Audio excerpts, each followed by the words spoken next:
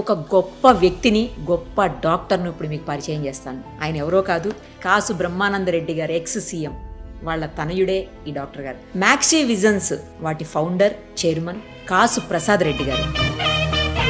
ఇన్ని హాస్పిటల్స్, అసలు అంత పెద్ద ఆలోచన మీకు ఎలా వచ్చింది? ఇది మొత్తం దేశవ్యాప్తంగా ఎలా పెట్టాలనుకున్నారు?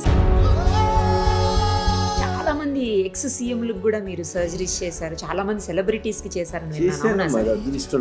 ప్రైమ్ మినిస్టర్ ఆఫ్ మారిషియస్ ఇంకా ప్రపంచంలో ఎవరు డాక్టర్లు లేనట్లు నా దగ్గరికి వచ్చాడు.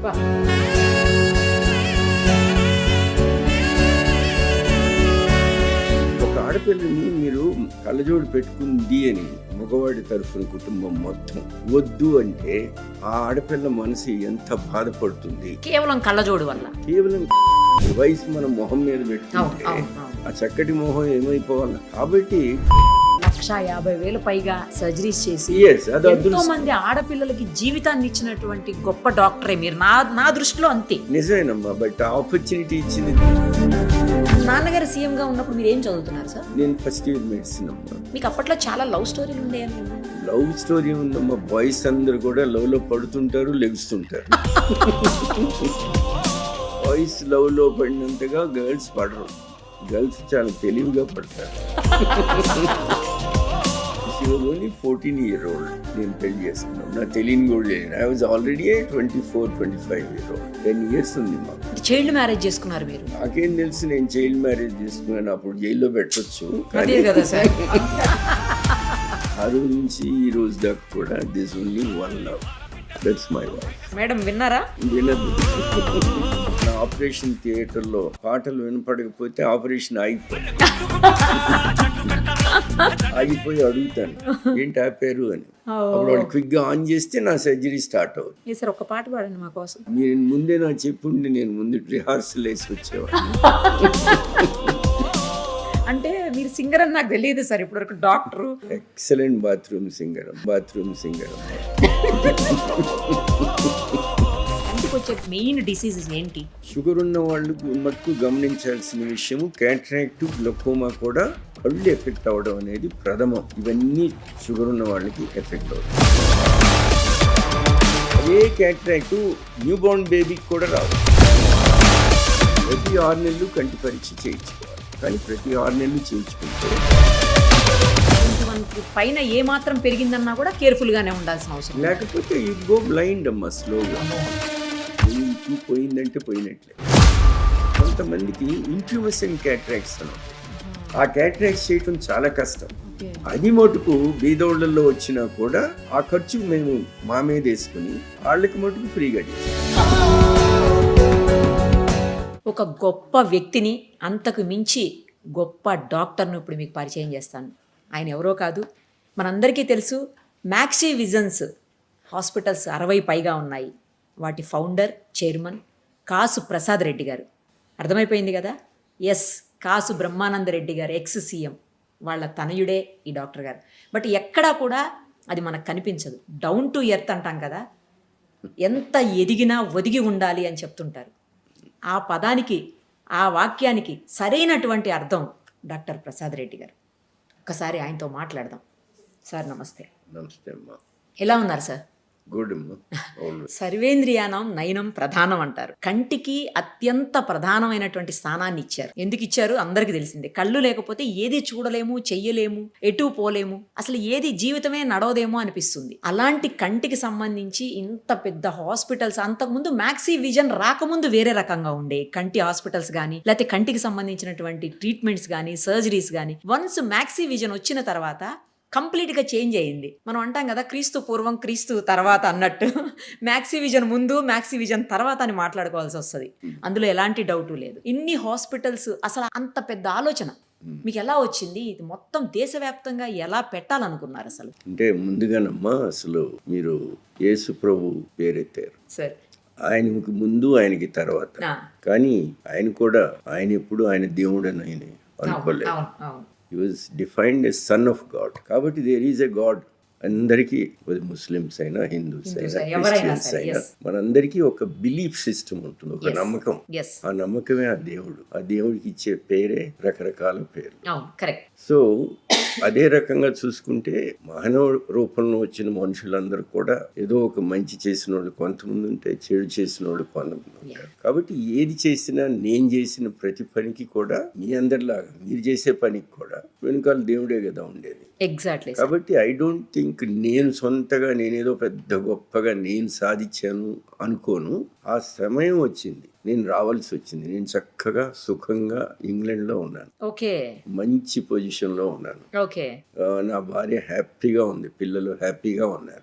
అట్లాంటి పరిస్థితుల్లో నా భార్యకి రావడం అసలు ఇష్టం లేదు. కానీ ఒక కొత్త టెక్నాలజీ వచ్చింది ఆప్థల్మాలజీలో, అదే లేసిక్. ఈ రోజున ఆ మాట లేసిక్ అని ప్రతి ఇంటికి ఒక హౌస్ హోల్డ్ వర్డ్ అయిపోయింది. అది అందరికీ అర్థమయ్యేది, పిల్లలందరికీ అర్థమయ్యే మాట ఆ లేసిక్. ఆ లేసిక్ అనే ప్రక్రియని దేవుడు నా చేతుల్లో వేయటం, మొట్టమొదట అది నేను ఇంగ్లాండ్లో 1995లో ఇంట్రడ్యూస్ చేయటం. దానికన్నా ముందు 1991లో అసలు కళ్ళజోళ్ళు అనే తీసే ప్రక్రియ కూడా నేనే ప్రారంభించడం. అక్కడ కూడా మీలాగనే దిస్ వీక్ అని ఒక ఫేమస్ ప్రోగ్రామ్ ఉండేది. ఆ ప్రోగ్రాంలో కూడా నేను ఇట్లానే ఇంటర్వ్యూ చేయటం, పేపర్స్లో, నేషనల్ పేపర్స్లో పడటం. Because I was the first person అక్కడ పరిచయం. ఆ లేసిక్ని నేనేమనుకున్నానంటే, ముఖ్యంగా మన దేశంలో, మన దేశ పరిస్థితుల్లో ఆడపిల్లల గురించి నేను ఎక్కువగా ఆలోచించాను. అదేంటంటే ఈ కట్నాలు, కానుకలు. అది గొప్పింటోళ్ళల్లో వాళ్ళ ఆడపిల్లలు హస్బెండ్ ఇంటికి వెళ్ళేటప్పుడు చిన్న చూపుగా వెళ్ళకూడదు, తనకంటూ ఒక డిపెండెన్సీ ఉండాలి అని ఒక సిస్టమ్ని పరిచయం చేస్తే, ఆ సిస్టమ్ నెమ్మదిగా బీదవాళ్ళల్లో కూడా, లేదా middle class, upper middle class కూడా వచ్చేసి, సిస్టమ్ వల్ల ఉన్న కొన్ని కష్టాలు, నష్టాలు మీకు తెలుసు, నేను విపులంగా చెప్పక్కర్లేదు. కానీ ఏదేమైతే మటుకు ఇది ఎందుకు మగోడికి వర్తించదు అనే ప్రశ్న నేను అడుక్కున్నాను. నా భార్య దగ్గర కూడా మరి నేను కట్నం తీసుకున్నాను. మా అన్న కాశీ కృష్ణారెడ్డి గారు తీసుకోవాలి. అవును, కృష్ణారెడ్డి గారు తీసుకోలేదు. కానీ తీసుకుంది నేను, ఆయన కాదు కదా, మా అమ్మ, మా నాయన. మాకేం తెలుసు, ఆ వయసులో మీలాగా అందమైన పెళ్లి దొరికిందని పెళ్లి చేసుకున్నాం, కానీ మాకు ఇంకా వేరే ఆలోచన ఏముంటుంది ఆ వయసులో? అసలు డబ్బు గురించి ఎవడు ఆలోచిస్తాడు? తీసుకుంది అమ్మే, మీరు కాదు. అంతే కదా, పెద్దవాళ్ళు. అమ్మ అని మా అమ్మని నేను అన్ను, పెద్దవాళ్ళు తీసుకుంటారు. కానీ దానికి ఒక చెప్పినట్లు ఒక విధానం ఉంది. సో ఈ రకంగా లేసిక్ ని నేను పరిచయం చేయటానికి మా వైఫ్ని అడగటం జరిగింది. She didn't want to come. నేను ఆడపిల్లల గురించి ఎందుకు ఆలోచించాను, మా ఇంట్లోనే మా సొంత సిస్టర్ కూడా కళ్ళజోడు పెట్టుకుంటే పెళ్లి చూపులు ఉంటాయి మనకి. పెళ్లి చూపుల్లో ఒక ఆడపిల్లని మీరు కళ్ళజోడు పెట్టుకుంది అని నాకొద్దు అని ఆ కుటుంబం మొత్తం, మగవాడి తరఫున కుటుంబం మొత్తం అబ్బాయితో సహా వద్దు అంటే ఆ ఆడపిల్ల మనసు ఎంత బాధపడుతుంది, కేవలం కళ్ళజోడు వల్ల అనే ఆలోచన ఎవరికి ఉండదు.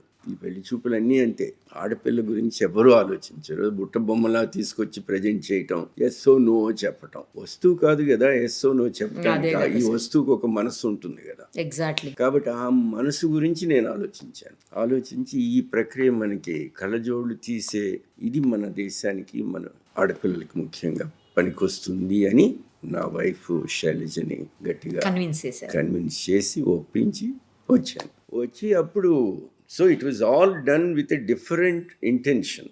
నేనేదో పెద్ద మార్పు తీసుకొద్దాము గాంధీ గారి లాగా, నేనేదో దేశానికి వచ్చి చేద్దామని లేనిపోని ఇప్పుడు ఈ రోజు నా మీద నేను రుద్దుకుని నేనేదో గొప్పని డబ్బా కొట్టుకోవడం నాకు అసలు ఇష్టం లేదు. నేను చెప్తుంది ప్రతి మాట కూడా నిజం, నేను వచ్చింది అందుకు. రెండోది ఏంటంటే ఈ టెక్నాలజీలో ఇది పెద్ద విపులంగా చెప్పక్కర్లేదు. మీరు కళ్ళజోడు పెట్టుకున్న అమ్మాయికి కళ్ళజోడు లేని అమ్మాయికి బోల్డ్ తేడా ఉంటుంది. Exactly sir. ఆఫ్ కోర్స్ ఒక డివైస్ మనం మొహం మీద పెట్టుకుంటే ఆ చక్కటి మొహం ఏమైపోవాలా? కాబట్టి definitely it is a God sent revolution in the world. ప్రపంచంలోనే ఒక విప్లవాత్మకమైన మార్పు అది.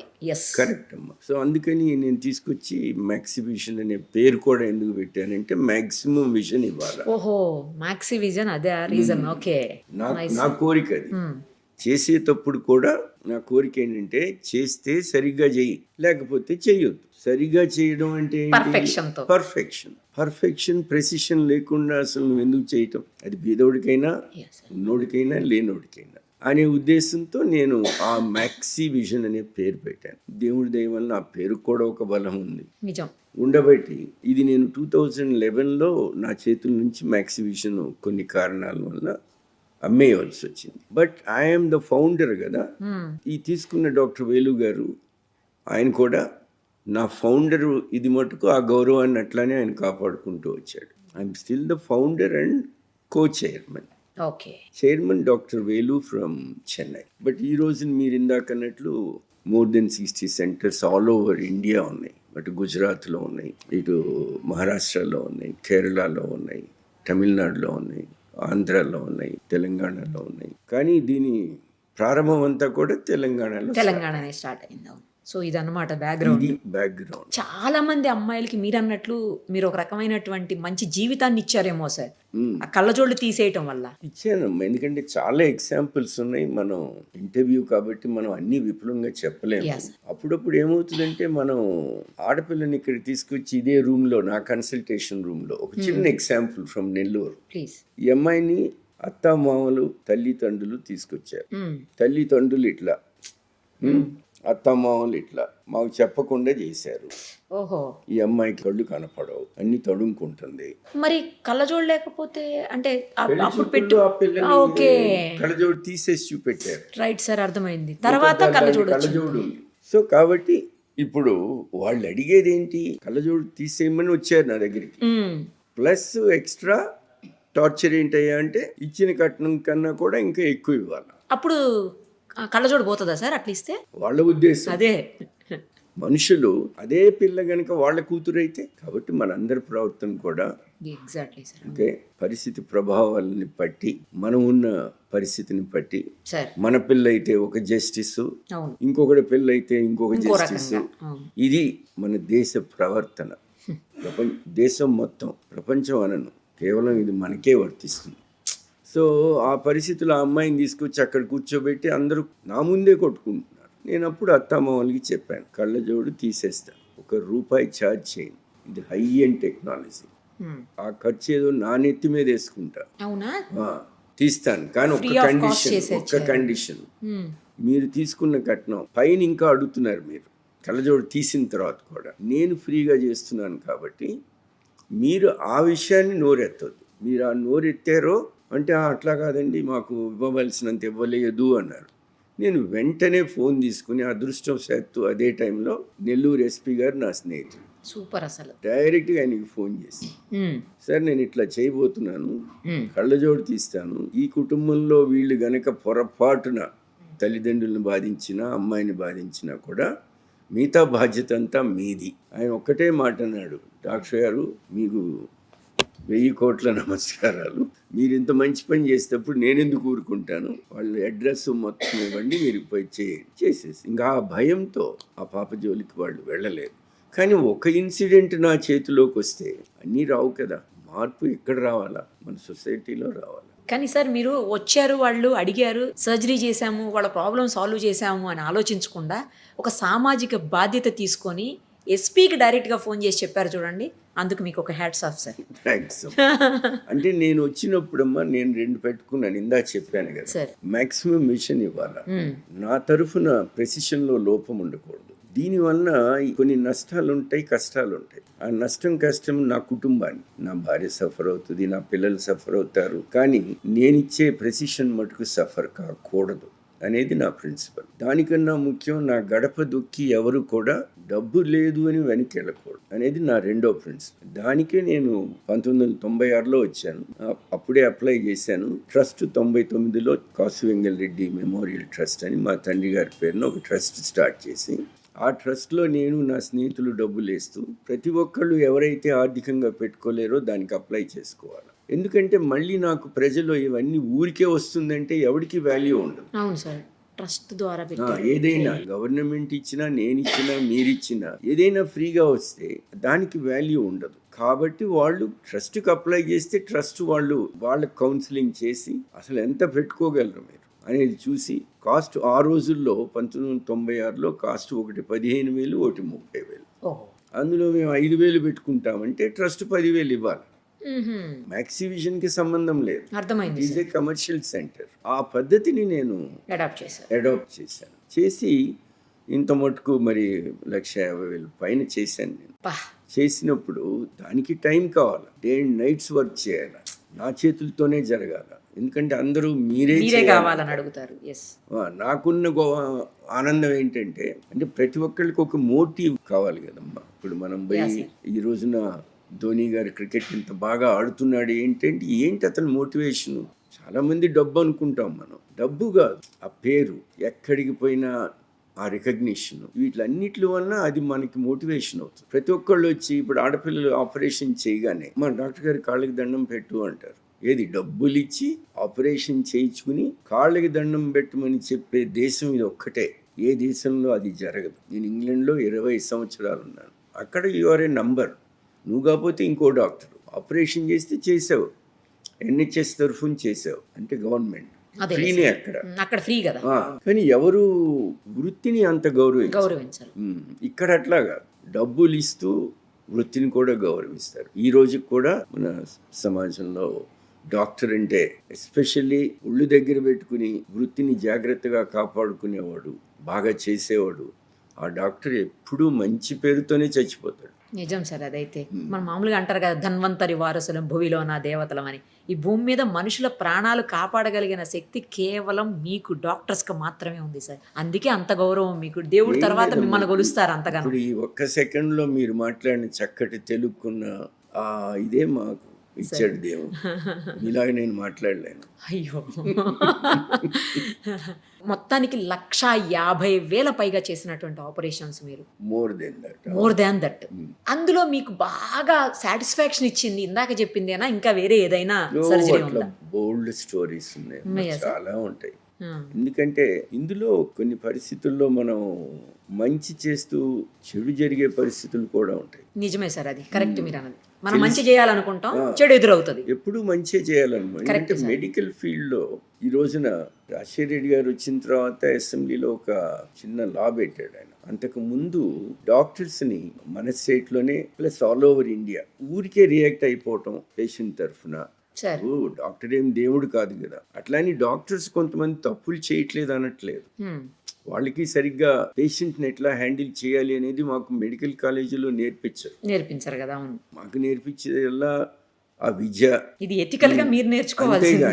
తర్వాత వచ్చి నువ్వు మిగతా సీనియర్ డాక్టర్ని చూసి మనం నేర్చుకుంటున్నాం. కానీ మనం సీనియర్ డాక్టర్ని సరైనోడిని చూడకపోతే మనం అదే నేర్చుకుంటాం. అది కూడా పాయింటే సార్. అది కూడా డేంజరే. కొంతమంది జెనెటిక్ గా మన కుటుంబ పరంగా కూడా మనకి కొన్ని బుద్ధులు చేష్టలు వస్తూ ఉంటాయి. సో అదొక దురదృష్టం కూడా కావచ్చు. అన్ని పరిస్థితులు ప్రభావాలు. కాబట్టి నేనేమంటానంటే ఎథికల్ యాటిట్యూడ్స్ అనేవి మటుకు మనము నేర్చుకోవాలి.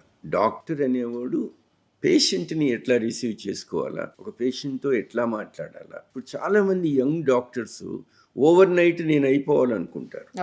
ఇప్పుడు ఇదే హాస్పిటల్లో ఒక యంగ్ డాక్టర్ ఉంటాడు, వచ్చి ముందు ఉద్యోగం కావాలంటాడు. ఉద్యోగం ఇచ్చిన తర్వాత ప్రొసీజర్స్, అప్పుడు ఏ ప్రొసీజర్ అయినా చేస్తాడు. తర్వాత నాకు హయ్యర్ ఎండ్ ప్రొసీజర్స్ కావాలంటారు. అంటే డాక్టర్ కాసుప్రసాద్ రెడ్డి చేసే లెవెల్లోనే నాకు కావాలంటే ఆ లెవెల్కి వాడు ఎట్లా చేరాడు అని ఆలోచించారు. Over night you want to become, it's impossible. నువ్వు కష్టపడాలి, నువ్వు ఇంప్రెస్ చేయాలి. ఒక్క పేషెంట్ని, నీ ముందున్న ఒక్క పేషెంట్ని నువ్వు గౌరవంగా చూసుకుని ఇందాక నేను చెప్పిన ప్రెసిషన్ ఇస్తే, పేషెంట్కి చక్కటి చూపిస్తే ఆ పేషెంట్ 100 మందిని తీసుకొస్తావు. నిజమది, మౌత్ పబ్లిసిటీ. నువ్వు నోరు బారేసుకుని వచ్చి నువ్వు ఆ ఒక్క పేషెంట్ని చెడగొట్టుకుంటే నువ్వు ఆపరేషన్ చేస్తావు. ఏదో చిన్న కంప్లైంట్ ఉంటుంది వాళ్ళకి, నా కళ్ళు మండుతున్నాయి అంటారు. సార్ నాకు ఆపరేషన్కి ముందు లేదు ఈ కళ్ళు మంటలు, ఇప్పుడు ఆపరేషన్ అయిన తర్వాతే వచ్చిందంటే న్యాయమే కదా. అవతల మనిషి చెప్పేది నిజమే కదా. దానికి నాకేం సంబంధం, అదేం లేదు, నా ఆపరేషన్ బాగుంది. ఆ పద్ధతి కరెక్ట్ కాదు. అందుకే అంటారు సార్, హాస్పిటల్ కంటే హాస్పిటాలిటీ ముఖ్యం అని చెప్పేసి. Exactly yes. మనిషిని మనిషిలాగా నువ్వు చూసుకోలేనంత కాలం నువ్వు డాక్టర్ కాదు. అసలు డాక్టర్ అంటే నీ చేతుల్లో ఉన్న విద్య కాదు. డాక్టర్ అంటే కళ్ళు 2 కాదు నేను ఆపరేట్ చేసేది. కళ్ళు వెనుక ఒక బ్రెయిన్ ఉంటుంది. ప్రతి మనిషికి ఒక యాంగ్జైటీ ఉంటుంది. పేషెంట్ అన్న తర్వాత, ఇప్పుడు నేను పేషెంట్కి వెళ్ళాను ఈ మధ్య కాలంలో. వెళ్ళినప్పుడు నేను పేషెంట్ సైకాలజీ, నాకంటూ ఒక యాంగ్జైటీ, నాకంటూ ఒక భయం. ఇది ఒక ఆపరేషన్, tension. దానికి బోల్డ్ సైడ్ ఎఫెక్ట్స్ ఉంటాయి, మనుషులు చనిపోతారు కూడా. Stent, let us be open. Okay, మరి స్టెంట్ చేసుకున్నప్పుడు మరి రిస్క్ ఉంటుంది కదా. ఉంటుంది సార్. Yes, exactly. మరి అటువంటిప్పుడు అవతల డాక్టర్ నన్ను సరిగ్గా కనుక ప్రవర్తించకపోతే, ట్రీట్ చేయకపోతే, ఆపరేషన్ దాకే నా వృత్తి, తర్వాత నీకేమైనా నువ్వు పోయినా కూడా నాకు సంబంధం లేదంటే ఎట్లా కుదురుతుంది? అంతే కదా. కనీసం నేను పోతాను, నా టైం వచ్చినప్పుడు ఎట్లాగూ పోతాను. ఉన్న 4 నిమిషాలు నీతో మాట్లాడేటప్పుడు నన్ను కొద్దిగా కంఫర్ట్ చేయాలి కదా. Exactly sir. కాబట్టి ఆపరేషన్ ఈజ్ నాట్, నేను ఏదో పెద్ద 1,50,000 పైన ఆపరేషన్ చేయటం కాదు నా గొప్పతనం. ఆ 1,50,000 మందిని కూడా నా సొంత పిల్లల్లాగా నేను చూసుకోవటం, అది లేకపోతే you can not succeed. Correct చెప్పారు సార్. అసలు చాలా పర్ఫెక్ట్ వర్డ్స్ ఇవి. సో సక్సెస్ అవ్వాలంటేనమ్మా మెడిసిన్లో చాలా ఎఫర్ట్ పెట్టాలి. తెలివైనోడు కొంతమంది డాక్టర్స్ ఉన్నారు. ఫర్ ఇన్స్టెన్స్ గురవారెడ్డి గారు, ఇక్కడ డాక్టర్ దశరథరామరెడ్డి అని ఉన్నాడు, ఆయన, డాక్టర్ సోమరాజు గారు, ఇంకా పెద్దగా చెప్పాలంటే నాగేశ్వరరెడ్డి గారు, మన గోపీచంద్ గారు, అసలు చెప్పటానికి ఇట్లా చెప్పుకుంటూ పోతే పెద్ద పెద్ద డాక్టర్స్ ఉన్నారు. వాళ్ళందరూ మనం జాగ్రత్తగా మీరు కెమెరా పెట్టి కనుక వాళ్ళని రోజంతా ఫాలో అయితే అసలు వాళ్ళు నిజమైన మనుషులు, ఎట్లాంటి మనుషులో మనకు అర్థమవుతుంది. అందులో వాళ్ళకి జరిగే నష్టం కూడా మీకు తెలుస్తుంది. భార్య దగ్గర నుంచి ఫోన్ వస్తే ఒక రకంగా మాట్లాడతాడు, పేషెంట్తో ఇంకో రకంగా మాట్లాడతాడు. కరెక్టే sir. Patient is more blessed than the wife or the family. నిజం, ఇది మాత్రం 100%. ఇది ఈ వృత్తికి ఉన్న ఇబ్బంది అమ్మ. సో నేను ఎప్పుడు అంటాను, డాక్టర్స్ ఎప్పుడు కూడా డాక్టర్స్నో ఒక నర్సునో చేసుకోవటం బెటరు. మీ వృత్తి కాని వాళ్ళని చేసుకుంటే కొంచెం ఇబ్బంది. అంతే కదమ్మా. డాక్టర్ అని కట్నాలు కానుకలు పెట్టి ఎగరేసుకుంటూ వచ్చి చేసుకుంటారు. వాడు 24 గంటలు హాస్పిటల్లో పడి ఉంటాడు. నిజం సార్. ఓకే, భార్యకి పిల్లల్ని వదిలేస్తాడు, టైం ఇవ్వరు. మగ పిల్లలు అయితే కొద్దిగా ఒక వయసు ఆయనలాగా ఎదిగితే ఆవిడ మాట కూడా వినరు, అమ్మ మాట వినరు. ఎందుకంటే అమ్మ ఇస్ టూ టైనీ నౌ. చిన్నపిల్లలప్పుడు పెంచగలేదు, కానీ అదే ఆడపిల్లలు వేరు. వాళ్ళు పుట్టినప్పటి నుంచి పోయేదాకా అమ్మతోనే ఉంటారు. మగ పిల్లలు ఎట్లా ఉండరు, ఎందుకంటే వాళ్ళకి ఒక టెస్టోస్టిరోన్ ఎక్కువ ఉంటుంది. They are men are born in Mars and women in Venus అని చెప్పారు కదా. అంత తేడా ఉంటుంది. గోడ్లో టెస్టోస్టిరోన్ ఉంటే ఆడపిల్లల్లో ఈస్ట్రోజన్ ఉంటుంది. బయలాజికల్గానే అబ్సల్యూట్ డిఫరెన్స్ ఉంటుంది. కాబట్టి నాకు అసలు ఆడపిల్లల గురించి ఎందుకు ఆలోచించానంటే, నేను ఎప్పుడు కూడా అండర్ డాగ్ని నేను సపోర్ట్ చేస్తాను. అంటే నేను ఇప్పుడు గుర్రం పందాలకి వెళ్ళాను అనుకోండి, అందులో వీక్ హార్స్ ఏది ఉందో దాని మీదే బెట్ చేస్తాను. వెళ్తుంటారా సార్? ఎందుకెళ్ళాం, ఇంగ్లాండ్లో ఉండి హార్స్ రేసింగ్కి వెళ్ళకపోతే ఇక్కడెక్కడ ఉన్నాయి అసలు నా లైఫ్లోనే పోలేదు. ఇండియాలో ఎక్కడ? ఇంగ్లాండ్లో నేనున్నది డాంకాస్టర్ అని ఒక ప్లేస్ అమ్మ. అక్కడ కొల్లి లజపతిరాయ్ చౌదరి గారు అని, ఆయన కృష్ణా డిస్ట్రిక్ట్, ఆయన నా గురువు గారు. నాకు గుంటూరు మెడికల్ కాలేజీలో కూడా 3 years సీనియర్. అక్కడికి వెళ్ళి నా కెరియర్ కూడా నేను ఆప్థల్మాలజీని, నాకు ఒక ఈగల్ వ్యూ ఉంది. మిగతా కంటి డాక్టర్ లాగా కాదు. ఇప్పుడు మిగతా కంటి డాక్టర్స్ మీరు వెన్ యూ సీ దెమ్, వాళ్ళు Born and brought up I doctors. అంటే ఏంటి, ఎంబీబీఎస్ అయిపోగానే ఎంఎస్ చేసేసి లేదా డిఓ చేసో డిఎన్బి చేసో ఆప్థల్మాలజిస్ట్ డైరెక్ట్, ఇక వేరే సబ్జెక్ట్కి సంబంధం ఉండదు. నేను అట్లా కాదు. I was a boy. అంటే మరి ఇందాక మీరు చెప్పారు కదా, కాలేజీలో చదువుకునే రోజుల్లో చాలా నమ్రతగా ఉండేవాడిని. ఎందుకంటే మా తల్లిదండ్రులకి చెడ్డ పేరు రాకూడదు. వాళ్ళు పైగా సీఎంగా ఉన్నారు కదా సార్. సీఎం కొడుకు. నాన్నగారు సీఎంగా ఉన్నప్పుడు మీరు ఏం చదువుతున్నారు సార్? నేను ఫస్ట్ ఇయర్ మెడిసిన్ అమ్మా. మీకు అప్పట్లో చాలా లవ్ స్టోరీలు ఉండేయని విన్నాం. లవ్ స్టోరీ ఉందమ్మా. బాయ్స్ అందరు కూడా లవ్లో పడుతుంటారు, లెగుస్తుంటారు. సినిమా చూస్తూ కూడా లవ్లో పడతారు. బాయ్స్ లవ్లో పడినంతగా గర్ల్స్ పడరు. గర్ల్స్ చాలా తెలివిగా పడతారు. గర్ల్స్కి సెక్యూరిటీ కావాలి. గర్ల్స్ ఎప్పుడు కూడా, చాలాసార్లు సినిమాల్లో కూడా చూసాం, బాగా అమెరికా పోయే పిల్లోడు దొరకగానే ఇండియాలో ఉన్న వదిలేస్తారు. అంటే నాకు జరిగింది కాబట్టి చెప్తున్నాను. అది మగపిల్లలు అట్లా ఉంటారులేండి కొంతమంది, బట్ జోవియల్గా మాట్లాడుకుంటున్నాం కాబట్టి సరదాగా చెప్తున్నాను. లవ్ స్టోరీస్ అనేవి అందరికి ఉంటాయి. కానీ మీరు శాంతారాం మూవీ నవరంగ్ అని వచ్చింది, అంటే మీరు చిన్నపిల్లలు, మీకు తెలియదు. మా కాలపు మూవీ. మా కాలంలో శాంతారాం గారు అంటే చాలా పెద్ద డైరెక్టర్ హిందీలో. అందులో హీరోయిన్ ఈజ్ ఆ కవి, హీరో ఈజ్ కవి అనమాట. భార్య, ఆ భార్య గురించే వాడు కవిత్వం రాస్తున్నాడు. కానీ ఆ భార్య ఫర్మ్ బిలీఫ్ వీడు ఎవడు ఇంకొక అమ్మాయి గురించి రాస్తున్నాడని ఫీల్ అవుతుంటుంది. మిస్అండర్స్టాండింగ్. సో చాలా ఫెంటాస్టిక్గా క్రియేట్ చేసి ఆ లవ్ని సినిమాలో లాస్ట్కి మహారాజు ముందు పాడుతూ ఆ పాట కూడా ఎట్లా రాస్తాడంటే, నేను ఇన్నాళ్ళు రాసిన కవిత్వము, నేను ప్రేమించిన ప్రేమ నువ్వు అనుకున్న ఎంతో మంది ఆడపిల్లలు కాదు, నువ్వే రాసిన కవిత్వం అంతా నీ మీదే అని చెప్పి అది వైఫ్ మీదే అని చెప్తాడు. ఇప్పుడు మీరు కూడా అలా చెప్పబోతున్నారా ఏంటి? నేను కూడా నాకున్న 100 స్టోరీలు మీకు చెప్పకుండా నా భార్యకి తెలియని విషయం ఏంటంటే, ఆ రోజు నుంచి ఈ రోజు దాకా కూడా this only one love, that's my wife. Madam విన్నారా? ఓకే, వినదు, చూస్తారు. వినండి, చూడండి. సో మేడం లవ్ చేశారు అయితే? Love marriage actually she was only 14-year-old. నేను పెళ్లి చేసుకున్నాం, నా తెలియని కూడా తెలియదు. I was already 24-25-year-old. 10 years ఉంది మాకు. చైల్డ్ మ్యారేజ్ చేసుకున్నారు మీరు? అవును, నాకేం తెలుసు నేను చైల్డ్ మ్యారేజ్ చేసుకున్నాను, అప్పుడు జైల్లో పెట్టొచ్చు. అదే కదా సార్, అందుకే అడుగుతున్నాను చైల్డ్ మ్యారేజ్ చేసుకున్నారని. So all I saw was a pretty little thing. She was a most beautiful girl. So మనకు అయి కనపడితే గానీ వెనకాల arrangements కనపడవుగా. సో లవ్ మ్యారేజ్ సార్ అయితే? నో ఇట్స్ అబ్సల్యూట్లీ అరేంజ్డేనా? ఓకే. కాకపోతే నవరంగ్ సినిమాలో లాగా హీరోయిన్కి తెలియదు అంతే. మీరు ఎవరినో అనుకుంటున్నారు కానీ కాదు ఈమెనే అని చెప్తున్నారు. కాలేజీలో స్టోరీస్ అంటాయా? ఉంటాయిగా. ఇందాకే చెప్పారుగా మీరు అందరికి ఉంటాయని. అందరికి ఉంటాయి, బాయ్స్కి ఎస్పెషల్లీ. అవునమ్మా, మెజారిటీ ఆఫ్ ద పీపుల్ నన్ను ఇంగ్లాండ్లో ఎప్పుడు అడిగేవాళ్ళు, మీరు అందరూ అరేంజ్ మ్యారేజ్ చేసుకుంటారు, మీకు ఎట్లా చేసుకుంటారు? మా దేశంలో చూడు, మా ఇష్ట ప్రకారం మేము లవ్ చేసి చేసుకుంటామని. అంటే నేను నవ్వుతూ ఉండేవాడిని, అవునరా మా అరేంజ్ మ్యారేజెస్ పెద్దోళ్ళందరూ కూర్చుని 2 కుటుంబాల మధ్య పెళ్లి జరుగుతుంది, 2 వ్యక్తుల మధ్య జరగదు. మీ లవ్ మ్యారేజెస్లో మీరెక్కడో డిస్కోలో కలిసి అసలు ఆ అమ్మాయి ఎవరో నీకు తెలీదు, ఆ అబ్బాయి ఎవరో తెలీదు, చేసుకుంటారు.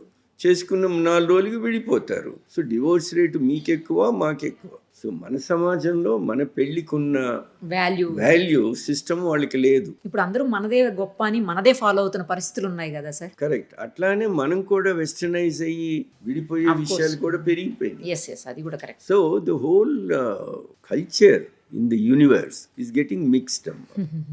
ఇది ఒక కల్చరు డామినేట్ చేసే రోజులు కావు. మనకు వెస్టర్న్ ఇన్ఫ్లుయెన్స్ ఉంది, ఈస్టర్న్ ఇన్ఫ్లుయెన్స్ ఉంది. బట్ లక్కీగా ఈ రోజు కూడా మెజారిటీ ఆర్ అరేంజ్ మ్యారేజెస్. కాబట్టి ఎప్పుడు కూడా అరేంజ్ మ్యారేజ్లో పెద్దలందరూ ఇన్వాల్వ్ అవుతారు. ఏదైనా చిన్న ఇష్యూస్ వచ్చినా అబ్బాయికి అమ్మాయికి వాళ్ళకి నచ్చ చెప్పేవాళ్ళు కావాలమ్మా. ఎవరైతే పిల్లల్ని పుట్టినరోజు నుంచి చక్కగా పెంచుకుంటారో నా కంటిలో ఆ తల్లిదండ్రులే పిల్లలే బాగా పైకి వస్తున్నారు అనుకుంటున్నాను. నిజం సార్, అది 100%. ఇప్పుడు మాలాంటి వాళ్ళు, మై ఫాదర్స్ వాళ్ళు పాలిటీషియన్స్ కాబట్టి దే నెవర్ హ్యాడ్ టైం. డబ్బులు కూడా ఉంటాయి మన దగ్గర, ఎందుకంటే పాలిటిక్స్ లోకి బీదోడు ఆ రోజుల్లో ఎంటర్ వచ్చే పరిస్థితి కాదు. ఆ రోజుల్లో 2 things, దేశానికి అంకితం అయినోడు ఒకడు, ఆ దేశానికి అంకితం అయినోళ్ళలో కూడా చాలా చాలా గొప్ప గొప్ప వ్యక్తులు ఉన్నారు, చాలా చాలా బీదవాళ్ళు కూడా ఉన్నారు, వాళ్ళ ప్రాణాలు కూడా అర్పించారు. సో అటువంటి పరిస్థితుల్లో వాళ్ళు ఏం చేస్తున్నారు, ఈ పిల్లల్ని చూసుకునే టైం లేదు. గాంధీ గారి పిల్లలు ఏమైపోయారు, ఎక్కడున్నారు ఎవ్వడికి తెలియదు. మోడీ గారికి ఆ ప్రాబ్లమే లేదనుకోండి. సో అట్లాగా ఏమో, నాకు ప్రతి ఒక్కళ్ళకి కొన్ని సిద్ధాంతాలు ఉంటాయి, వాల్యూ సిస్టమ్స్ ఉంటాయి. నా బిలీఫ్ సిస్టంలో ఏంటంటే, మెడికల్ ప్రాక్టీస్కి వచ్చేటప్పటికి మనము మటుకు మన జీవితాన్ని పేషెంట్కి అంకితం చేయాల్సిందే, లేకపోతే వద్దు. బోల్డ్ వృత్తులు ఉన్నాయి. మీ సీట్లో నేను కూర్చోవచ్చు, నా సీట్లో మీరు కూర్చోవచ్చు. ఎవరి ఉద్యోగం ఎవరిది తక్కువ కాదు. నేను అసలు మొదట మ్యాక్సివిషన్ పెట్టిన రోజున 1996లో నేను టాయిలెట్కి అన్ని చెక్ చేస్తాను హాస్పిటల్కి రాగానే. సో నేను ఫస్ట్ టాయిలెట్కి వెళ్ళి చూస్తే కొద్దిగా సాయిల్ అయి ఉంది, డర్టీ ఉంది. సో ఆ అమ్మాయిని 3 ఉన్నారు, అప్పుడు పిలిచి ఆ చీపురు తీసుకురా అమ్మా అన్నాను. తీసుకొచ్చారు. నేను గబుక్కుని లాగుకుని నేను క్లీన్ చేశాను. సార్ మీరు చేస్తున్నారు ఏంటంటే, మరి నువ్వు చేయకపోతే నేనే చేసుకోవాలి కదమ్మా, ఎందుకంటే ఆ కాళ్ళతో ఆపరేషన్ థియేటర్లోకి వస్తే పేషెంట్ సాయిల్ అయిన కాళ్ళతో అది నెమ్మదిగా కంటికి ఇన్ఫెక్ట్ అయితే ఓకే. నేను బ్రహ్మాండంగా ఆపరేషన్ చేసిన ఆపరేషన్ కన్ను జీవితాంతం గుడ్డోడైపోతాడు. కాబట్టి ఈ పాపం ఎవరికి తగులుతుంది? నీకా నాకా? నీకే కదా. నువ్వు చేయాల్సిన పని నువ్వు చేయలేదు కాబట్టి నువ్వు నేను equal. So I believe in the team game.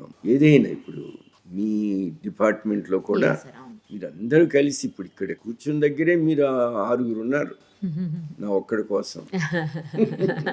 అంటే ఎంత ఎఫర్ట్ మీరు పెడుతున్నారో చూడండి as a team. Dhoni is nothing without his team. అంతే కదా. గొప్పతనం ఏంటంటే లీడర్షిప్.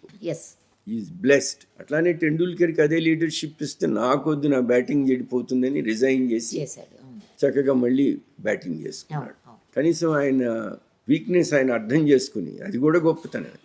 అవును సార్. నిన్నే చిరంజీవి గారికి ఒక చిన్న మెసేజ్ పెట్టారు. ఏది ఆయన ఏదో చిన్న షార్ట్ చూశాను నేను. అందులో ఆయన మాట్లాడుతూ అన్నారు, ఎవరో జర్నలిస్ట్ మీలాగా ఆయన గురించి రాస్తూ కొద్దిగా మాట ఎక్కువ తొందరపడుతున్నాడు ఈయన మాట్లాడేటప్పుడు అని. దానికి క్యాప్షన్ ఏం పెట్టారు? మాట దూలుతున్న చిరంజీవి అని పెట్టారు. సరే, ఆయన అప్పుడు దాని గురించి మాట్లాడుతూ, అట్లా పెట్టినందుకు నేను బాధపడలేదు, నేను నేర్చుకున్నాను, నిజమా నాలో ఆ డిఫెక్ట్ ఉందా అని ఆయన్ని పిలిచి ఎందుకండి అట్లా రాశారంటే ఆయన చెప్పాడు, తొందర ఎక్కువ ఉందయా నీ మాటలో. ఒక మాట మాట్లాడిన తర్వాత అవతలోడు అర్థం చేసుకునే లోపలే నువ్వు ఇంకోటి మాట్లాడేసి మేబీ ఇప్పుడు ఈ క్షణంలో నేను కూడా అట్లా మాట్లాడుతున్నానేమో నాకు తెలియదు. సో ఆయన అన్నప్పుడు ఆయన చెప్పి అది షార్ట్లో చెప్తున్నారు అనమాట. అట్లా ఒక సీనియర్ జర్నలిస్ట్ రాస్తే ఆయన పిలిపించి ఎందుకన్నారంటే, ఆయన చెప్తే నన్ను నేను సరిదిద్దు తీసుకొని మాట్లాడేటప్పుడు మాట్లాడి అందరూ విన్న తర్వాత మళ్ళీ నేను మాట్లాడడం అలవాటు చేసుకున్నాను అని. అప్పుడు నేను మెసేజ్ పెట్టాను, sir that is very great. To self realize is very few people. చాలా తక్కువ మంది సెల్ఫ్ రియలైజ్ అవ్వగలరు. చెప్పినా కూడా అర్థం చేసుకునే వాళ్ళే ఎక్కువ మంది ఉంటారు. దానికి కారణం ఈగో. మీరు ఈగో లేకుండా ఈ రకంగా ఉండటం చాలా గొప్ప విషయం. ఆయన ఒక పెద్ద నమస్కారం ఇది పెట్టారు. అట్లాగా నాలో బోల్డ్ తప్పులు ఉంటాయి.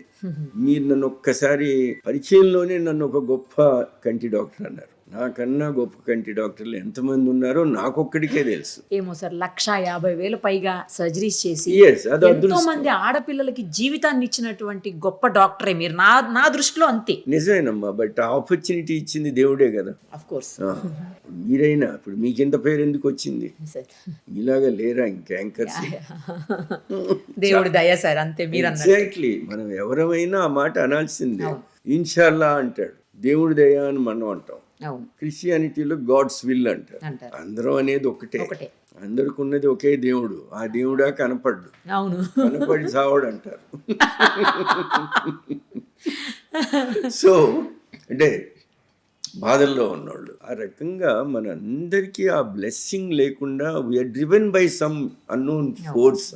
ఆ ఫోర్స్ ఏంటో నాకు తెలియదు, కానీ ప్రతిదీ కూడా నా చాలా ఫర్మ్ బిలీఫ్ ఏంటంటే ప్రతిదీ ప్రీ డిటర్మైన్. నిజం సార్ అదైతే. అంటే ముందే దేవుడు తలవ్రాత రాసేసాడు. 100%. మన హిందూ ఫిలాసఫీ ప్రకారం బ్రహ్మ రాసిన రాత బ్రహ్మ కూడా మార్చలేడంట. అవును, ఆయన రాసిన రాత ఆయనే మార్చలేడంటారు. నిజం. ఇప్పుడు చెప్తాను మీకు. నేను మెడికల్ కాలేజీలో MBBS చదువుకున్న రోజున సోమరాజు గారు ఒకసారి నాతో ఒక్క మాట అన్నాడు. అదేంటంటే, ప్రసాద్, నన్ను మెడికల్ కాలేజీలో తెలిసినోడు ఎవడన్నా మన దగ్గర ట్రీట్మెంట్ తీసుకుంటాడా అని. ఎందుకు సార్ అంత రచ్చ బ్యాచ్ మీరిద్దరు? అంత రచ్చ బ్యాచ్. భలే మంచి మాట చెప్పారు. ఇదే ఫస్ట్ టైం నేను ఏ బ్యాచ్ నాకు తెలిసింది. ఓ ఇట్లా అంటారా, రచ్చ అంటారా? అయితే అదే బ్యాచ్ నేను ఎనాటమీలో తెప్పానమ్మా, పెథాలజీలో తెప్పాను, గైనీ ఆబ్స్టిక్స్లో కూడా తెప్పాను. ఆ రోజున క్రికెట్ మ్యాచ్ బెటర్ అనుకుని క్రికెట్ మ్యాచ్కి వెళ్ళాను, ఆడటానికి, చూడటానికి కాదు, ఆడడానికి. సో ఇట్లాగా ఆడుతూ పాడుతూ పెరిగి మేము MBBS ఎందుకు చేశానట్లా, నా చుట్టూ ఉన్నవాళ్ళు అందరూ ఏమనేవాళ్ళు అంటే, అరే నువ్వేరా కాబోయే సీఎం అనేవాళ్ళు. నీకెందుకురా మెడిసిన్? అరే మా ప్రొఫెసర్, ఎనాటమీ ప్రొఫెసర్ హరిరావు గారికి, ఒరే ఎవరినైనా తప్పిస్తాడు కానీ వీడిని ఆయన తప్పించే ధైర్యం ఆయనకి ఎక్కడ ఉంటుంది అన్నారు. ఎగిరి తప్పాను. ఆ ప్రొఫెసర్ గారు మళ్ళీ పిలిచి కూడా చెప్పారు, చదువుకుంటేనే పాస్ అవుతాం, మీ నాయన నా స్నేహితుడు, దానివల్ల పాస్ కావనేవాడు. అట్లాంటి వాల్యూ సిస్టమ్స్ ఆ రోజుల్లో చాలా ఎక్కువగా ఉంది. అప్పుడు ఒళ్ళు దగ్గర పెట్టుకుని పాస్ అయ్యాం. మళ్ళీ మంచి చదివారు. చదవాలి కదా. సో ఈ రకంగా మనం ఫెయిల్యూర్స్ తర్వాత నేను ఎంబీబీఎస్ కష్టపడి ఫినిష్ చేసి ప్రాపర్గా ఎంఎస్ జనరల్ సర్జరీ చేశాను స్టాన్లీ మెడికల్ కాలేజ్లో. 3 సంవత్సరాలు. తర్వాత ఇంగ్లాండ్ వెళ్ళాను. అక్కడ జనరల్ సర్జరీలో జాబ్ రాక 4 years active orthopaedics accident emergency చేశాను. అక్కడ ప్రొఫెసర్తో గొడవ పట్టి అంత హై లెవెల్కి వెళ్ళిన తర్వాత గొడవపడి నేను రిజైన్ చేసి న్యూరో సర్జరీ చేశాను 1 year. అది అయిపోయిన తర్వాత ఏవియేషన్ మెడిసిన్ చేశాను. అదైన తర్వాత బ్రిటిష్ పైలట్ లైసెన్స్ తీసుకున్నాను. తర్వాత నేను I became an authorised medical examiner for civil aviation authority of the UK. అప్పుడు ఆప్థల్మాలజీలోకి వచ్చాను. అంటే పాస్ అయిన తర్వాత 10 ఏళ్ల తర్వాత నేను ఆప్థల్మాలజీకి వచ్చిన వ్యక్తిని. హైలీ ఎడ్యుకేటెడ్ సార్ అయితే మీరు. అమ్మో, you can think that way are highly knowledge in the field of surgery. అన్ని సర్జరీలు చేశాను చూడంగా. వర్క్ మటుకు ఎప్పుడు 110% కాన్సన్ట్రేట్ చేస్తా. వర్కహాలిక్. సూపర్. అసలు ఏ స్పెషాలిటీలో ఉన్నా కాబట్టి నేను ఆప్థల్మాలజీలోకి ఎంటర్ అయినప్పుడు నాకు ఆప్థల్మాలజీకి ఇప్పుడు మీరు ఆర్థోపెడిక్స్లో ఒక బోన్ ఇరిగితే నేను సెట్ చేశాను అనుకోండి, అది చిన్న అనీవెన్ అయినా కూడా మౌల్డ్ అవుతుంది. కన్నుకు అది ఉండేది ఉంటే పైగా ఇది మౌల్డ్ అవుతుందా లేదా అన్న సంగతి పేషెంట్కి తెలియదు. లోపల ఉంటుంది. ఇది అట్లా కాదు. చిన్న తేడా వచ్చినా ఆపరేషన్ అయిన వారం రోజుల్లో నాకు సరిగ్గా జరగలేదు అని క్లియర్ గా పేషెంట్ కరెక్ట్ సార్. కాబట్టి నేను చేసిన స్పెషాలిటీస్ అన్నిటిలోకి ఈ speciality is the biggest challenge for. అందుకే కదా సార్ కళ్ళు మాట్లాడతాయి అంటారు. కళ్ళు ఎలా మాట్లాడతాయి అని అనుకుంటాం మనం, కానీ కళ్ళు మాట్లాడతాయి. కరెక్ట్. 100% మాట్లాడి చెప్తే కూడా మనం ఎంత బాగా చేసామో ఎంత బాగా చేయలేదు. సార్ మీరు గోల్ఫ్ బాగా ఆడతారని విన్నాను. మీరు క్రికెట్ కూడా ఆడతారనమాట. నాకు ఇప్పుడు అర్థమైంది. గోల్ఫ్ గురించి తెలుసు నాకు. క్రికెట్ గురించి ఇప్పుడు మీరు చెప్పారు. మీ క్రికెట్ ఇష్టమా? చాలా ఇష్టం నాకు. అంటే నేను ఆ రోజుల్లో స్పోర్ట్స్లో ఒక కోచింగ్లని డైరెక్షన్స్ ఒక విధానాలు ఉండేవి కావు. ఒకవేళ హైదరాబాద్ లాంటి ప్లేసుల్లో ఉన్నా కూడా మాలాంటి చిన్న పల్లెటూళ్ళల్లో గుంటూరు లాంటి టౌన్స్లో ఉన్న వాళ్ళకి కూడా అందుబాటులో ఉండేది కాదు. I was classed as an excellent opening batsmen. ప్రతి బాల్ ఆ రోజుల్లోనే నేను T20 ఆడేవాడు. ప్రతిదీ 6లు 4లే లేదా అవుట్ అవడం, క్రీజ్లో ఉంటే మటుకు కొట్టడం. దానికే నన్ను రికగ్నైజ్ చేశారు. Plus I was a wicket keeper. Somaraju గారు లెగ్ స్పిన్నర్ అదే టీంలో. సో మేము అందరం గుంటూరు మెడికల్ కాలేజ్. గోపిచంద్ గారు కూడా Guntur medical college. Eminent Gurava Reddy Guntur medical college. ఇట్లా చాలా మంది ఉన్నారు గుంటూరు మెడికల్ కాలేజ్ నుంచి. ఏ రకంగా వాళ్ళు ఆడుతూ పాడుతూ పెరిగినా కష్టపడి గోల్డ్ మెడల్స్ తీసుకున్నా అందరూ పైకి వచ్చారు. ఆ జనరేషన్ బ్యాచ్ సక్సెస్ అయినట్టు. అంటే ఇప్పుడున్న పిల్లల మీద కూడా స్ట్రెస్ ఎక్కువ ఉందమ్మా. నిజమే సార్. యాక్చువల్గా ఇప్పుడు చదువుకునే పిల్లలే ఎక్కువ చదువుతున్నారు. నిజం. అప్పటికంటే ఎక్కువ కష్టపడుతున్నారు. ఇదొకటి నేను ఎప్పుడు ఒప్పుకోను. మన పెద్దోళ్ళు అందరూ ఏమంటారంటే మా రోజుల్లో అంటారు. ఏదో వాళ్ళ రోజుల్లో గొప్పగా కాదు, ఈ రోజులే గొప్ప. మా రోజుల్లో ఫోన్ ట్రంకాల్ చేయాలంటే 3 hours పట్టేది. ఇప్పుడు ఊరికే నొక్కితే మాట్లాడుకో. మరి ఎవరి గొప్పతనం? మన పిల్లల గొప్పతనమే కాదు. సో మా రోజుల్లో గొప్పతనం కాదు. మా రోజుల్లో మన పెద్దోళ్ళు ఏంటంటే వాళ్ళు పిల్లర్స్, పునాదులు. మనం ఏంటి futuristic. We change the world. So నా తర్వాత వచ్చిన ప్రతి ఒక్కడు మన ప్రపంచాన్ని మార్చినోడు. మరి వాడు గొప్పోడా నేను గొప్ప? మీరు గోల్ఫ్ గురించి చెప్పలేదు. గోల్ఫ్ అంటేనమ్మా, గోల్ఫ్ ఈజ్ నేను ఆడిన అన్ని స్పోర్ట్స్. నేను గిల్లీ దందా దగ్గర నుంచి ఆడాను. నేను చిన్నప్పుడు ఆటలంటే చాలా ఇష్టం. ఈ రోజు కూడా ఆడుతుంటారా? ఆటలు పాటలు కనుక నా ఆపరేషన్ థియేటర్లో ఆ పాటలు వినపడకపోతే ఆపరేషన్ ఆగిపోద్ది. ఆగిపోయి అడుగుతాను ఏంటి ఆపారు అని. అప్పుడు వాళ్ళు క్విక్ గా ఆన్ చేస్తే నా సర్జరీ స్టార్ట్ అవుతుంది. Super sir. మీరు చాలా మంది పేషెంట్స్ వచ్చి ఏమండి ఏదో సినిమా హాల్కి వచ్చినట్లుంది, పైగా కొద్దిగా లౌడ్ గా వింటాను నేను. సో అందుకని పేషెంట్స్ కూడా పడుకుని వాళ్ళు ఎంజాయ్ చేస్తుంటారు. కొంతమంది పెద్దోళ్ళు ఏమో కొద్దిగా ఏదైనా ప్రార్థన గీత పెట్టండి డాక్టర్ గారు అనే వాళ్ళు ఉంటారు. కొంతమంది జీసస్ పాటలు పెట్టమనేవాళ్ళు. ముస్లిమ్స్ వస్తే పాపం వాళ్ళు కొద్దిగా మొహమాటం అడగరు, అడగకపోయినా నేనే రికగ్నైజ్ చేసి వాళ్ళకి ఇష్టపడే మంచి ప్రేయర్ సాంగ్స్ పెడతాం. Operation is only 8 to 10 minutes. మా ఈ పెద్ద లాంగ్ ఆపరేషన్స్ కాదు. ఆ ఫస్ట్ పాట వాళ్ళకి పెట్టేస్తే నెక్స్ట్ పాటలు మేము మీరు పెట్టుకోవచ్చు. ఏ బాలసుబ్రహ్మణ్యం గారు ఎవరు ఓకే, అవి వింటూ కూర్చుంటాను. సార్ ఒక పాట పాడండి మా కోసం. ఇంకొక రోజు పాడతాను. ఇంకో రోజు పాడతాను. నేను ముందే నాకు చెప్పుండి నేను ముందు రిహార్సల్ వేసి వచ్చేవాడిని. అంటే మీరు సింగర్ అని నాకు తెలియదు సార్. ఇప్పటివరకు డాక్టర్, పాలిటీషియన్, ఈ రకంగా అంటే sports person. Excellent bathroom singer అమ్మా. పర్లేదు సార్, మా కోసం ఒక్కసారి ఆ పాట. థ్యాంక్స్ అమ్మా. గాల్ఫ్ అడిగారు కదా, గాల్ఫ్ గురించి చెప్తాను. Okay. Golf of all the sports I played అమ్మా, నేను I was a very good horse rider. చాలా సంవత్సరాలు నేను మిడిల్ కాలేజ్లో కూడా, కాలేజీకి కూడా గుర్రం వేసుకుని వెళ్ళిన రోజులు ఉన్నాయి హాస్టల్కి. అంత పిచ్చి ఉండేది ఆ రోజుల్లో. ఈ వెస్టర్న్ మూవీస్ చూసి నేనే ఒక క్లింట్ ఈస్ట్వుడ్ అనుకునేవాడు, ఒక గన్ ఒక్కటే తక్కువ. సో ఎవడి పిచ్చి వాడికి ఆనందం. సో అది అయిపోయిన తర్వాత అన్ని స్పోర్ట్స్ తర్వాత గాల్ఫ్కి వచ్చాను. గాల్ఫ్లో నాకు అర్థమైంది ఏంటంటే అమ్మా, అంటే జోవియల్గా చెప్తాను, ఏమనుకో తప్పకుండా సార్. ఇప్పుడు ఇంట్లో భార్యని కంట్రోల్ చేయడం ఇంపాసిబుల్ సార్. మొత్తం మాట అనేసారేంటి సార్? మేడం ఇది కూడా వినండి, ఇది కూడా చూడండి, చెప్పండి సార్ ఇప్పుడు. సో మా మేడంని కంట్రోల్ చేయడం ఇంపాసిబుల్ అమ్మా, ఇంటికి వచ్చాక చూసుకోండి మేడం. సో దానికోసం గాల్ఫ్ కోర్స్కి వెళ్ళి నేను గాల్ఫ్ స్టార్ట్ చేసి నాకు అర్థమైంది ఏంటంటే ఆ గాల్ఫ్ బాల్ని కంట్రోల్ చేయడం కూడా impossible. She just like the wife అన్నమాట సార్. సో తను చెప్పిన మాటే మనం వినాలా, వింటే you can play very well. అట్లానే భార్య మాట విని చెడిపోయిన వాడిని నేను ఎవరిని చూడలే. వినకుండా చెడిపోయిన వాళ్ళని చాలా మందిని చూశాను, అందులో బెస్ట్ ఎగ్జాంపుల్ నేనే. మేడం ఇది కూడా వినండి, పాజిటివ్ చెప్పారు సార్. కాబట్టి మీరు గాల్ఫ్ కోర్స్ అనేది it is the most variable sport in the universe. ఎందుకంటే ఒక గాల్ఫ్ బాల్ మనం ఒక చోటు నుంచి ఒక బాల్ని కంట్రోల్గా తీసుకెళ్ళాలి. par 4 అంటే 4 షాట్స్లో ఇక్కడ ఒక 400 గజాల దూరం నుంచి స్టార్ట్ చేసి బాల్ని చేత్తో ముట్టుకోకుండా తీసుకెళ్ళి ఆ హోల్లో వేయాలి. అంటే మీరు 4 షాట్స్లో వేయాల్సింది 10 షాట్స్ అవ్వచ్చు, అంతే కదా. చేతనైతే మీరు ప్రొఫెషనల్స్ 4 షాట్స్లో వేస్తారు. we're not professional. There'll be so much frustration అన్నమాట. అది ఏమవుతుంది, ఆ వేరియబిలిటీలో మీకు అది గ్రాస్లో ఉండొచ్చు, వాటర్లో ఉండొచ్చు, శాండ్లో ఉండొచ్చు. కష్టపడి 3 షాట్లకి 2 షాట్లకి గ్రీన్ మీదకి వెళ్ళాం, ఎక్కడైతే హోల్ ఉంటుందో దాన్ని గ్రీన్ అంటారు. దాని మీదకి వెళ్ళామంటే అది ఊరికి ఇట్లా ఫ్లాట్గా ఉండదు, టోటల్ అనీవెన్గా ఉంటుంది, ఎడుగొడ్డున దొల్లిపోతా ఉంటుంది. సో అక్కడ మళ్ళీ 3 షాట్లు అయిపోతాయి. సో మీరు 4 అవ్వాల్సింది 6, 8 అయిపోయేటప్పటికి ఇక అక్కడే పోయి ఆ పక్కనే ఉన్న ఆ చిన్న నీళ్ళల్లో దూకి చనిపోవాలన్నంత బాధ వేస్తుంది, చిన్న నీళ్ళల్లో అంత ఫ్రస్ట్రేటింగ్. ఒకవేళ మునక్కపోతే మనమే మునగాలి అనిపిస్తుంది. సో మీకు it's a very beautiful sport అమ్మా, a sport that teaches you life. నేను యూఎస్ వెళ్ళినప్పుడు టీవీలో చూస్తుంటాను, గాల్ఫ్ ఛానల్ అని ఉంటుంది.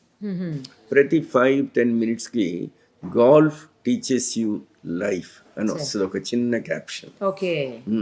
No other sport teaches you life, but at the same time నేను తప్పు చెప్తున్నా. ప్రపంచంలో జీవితం నేర్చుకోవాలంటే మనిషి చదువు ఎంత ముఖ్యం, ఆటలు కూడా అంత ముఖ్యం. ఎందుకంటే ఆటలకి గొప్పతనం ఏంటంటే కులం ఉండదు, మతం ఉండదు, స్పోర్టివ్నెస్. ఆటల్లోనే ఓడిపోయినోడు కూడా వెళ్ళి గెలిచినోడికి వెళ్ళి షేక్ హ్యాండ్ ఇచ్చి పోయే ఒకే ఒక వృత్తి ఆట. పాలిటిక్స్లో ఎడమొహం పెడమొహం పెట్టుకుని పోతాడు. ఈ రోజుల్లో మరి ఒకళ్ళనొకళ్ళు దూషించుకోవటం కాకుండా వాడి కుటుంబాలను కూడా దూషించు మామూలుగానా సార్ అసలు. కాబట్టి అంత దూరం వెళ్ళాల్సిన అవసరం లేదు. Look at politics as sport. నేను ఆప్థల్మాలజీనే ఒక స్పోర్ట్ లాగా తీసుకున్నాను. నేను I practised my ophthalmology just like sport. ప్రతి పేషెంట్తో నేను చక్కగా నవ్వుతూ మీతో మాట్లాడినట్లే వాళ్ళతో కూడా రిలాక్స్డ్గా నవ్వుకుంటూ మాట్లాడుకుంటూ I see that they are happy. ఈ గమ్మత్ ఏంటంటే మనం కొంచెం చూపించినా కూడా మనం హ్యాపీనెస్ ఎక్కువ ఇస్తే ఆ కొంచెం చూపు పెద్ద చూపు అయిపోతుంది. మీరు ఫుల్ బ్రహ్మాండమైన చూపించి కూడా పేషెంట్ని సరిగ్గా చూసుకోకుండా పేషెంట్ని అన్హ్యాపీ చేస్తే మీరు ఎంత చూపు కూడా తగ్గిపోతుంది. సింపుల్ సీక్రెట్స్ అన్నమాట. ఇది ప్రతి యంగ్ డాక్టర్ కనుక ఫాలో అయితే ఏమని పేషెంట్ సెంట్రిక్ ఉండాలి, అది ఏదైనా కానీ. సార్ మీకు బాగా స్పోర్ట్ అంటే ఇష్టం కాబట్టి స్పోర్ట్స్ అన్ని రకాల స్పోర్ట్స్ ఇష్టం, ఎస్పెషల్లీ మీకు క్రికెట్ గల్ఫ్ ఇష్టం కాబట్టి క్రికెట్ ప్లేయర్ని ధోని గారిని తీసుకొని వచ్చి మీకు బ్రాండ్ అంబాసిడర్గా పెట్టుకున్నారా, అంతేనా? అంతే.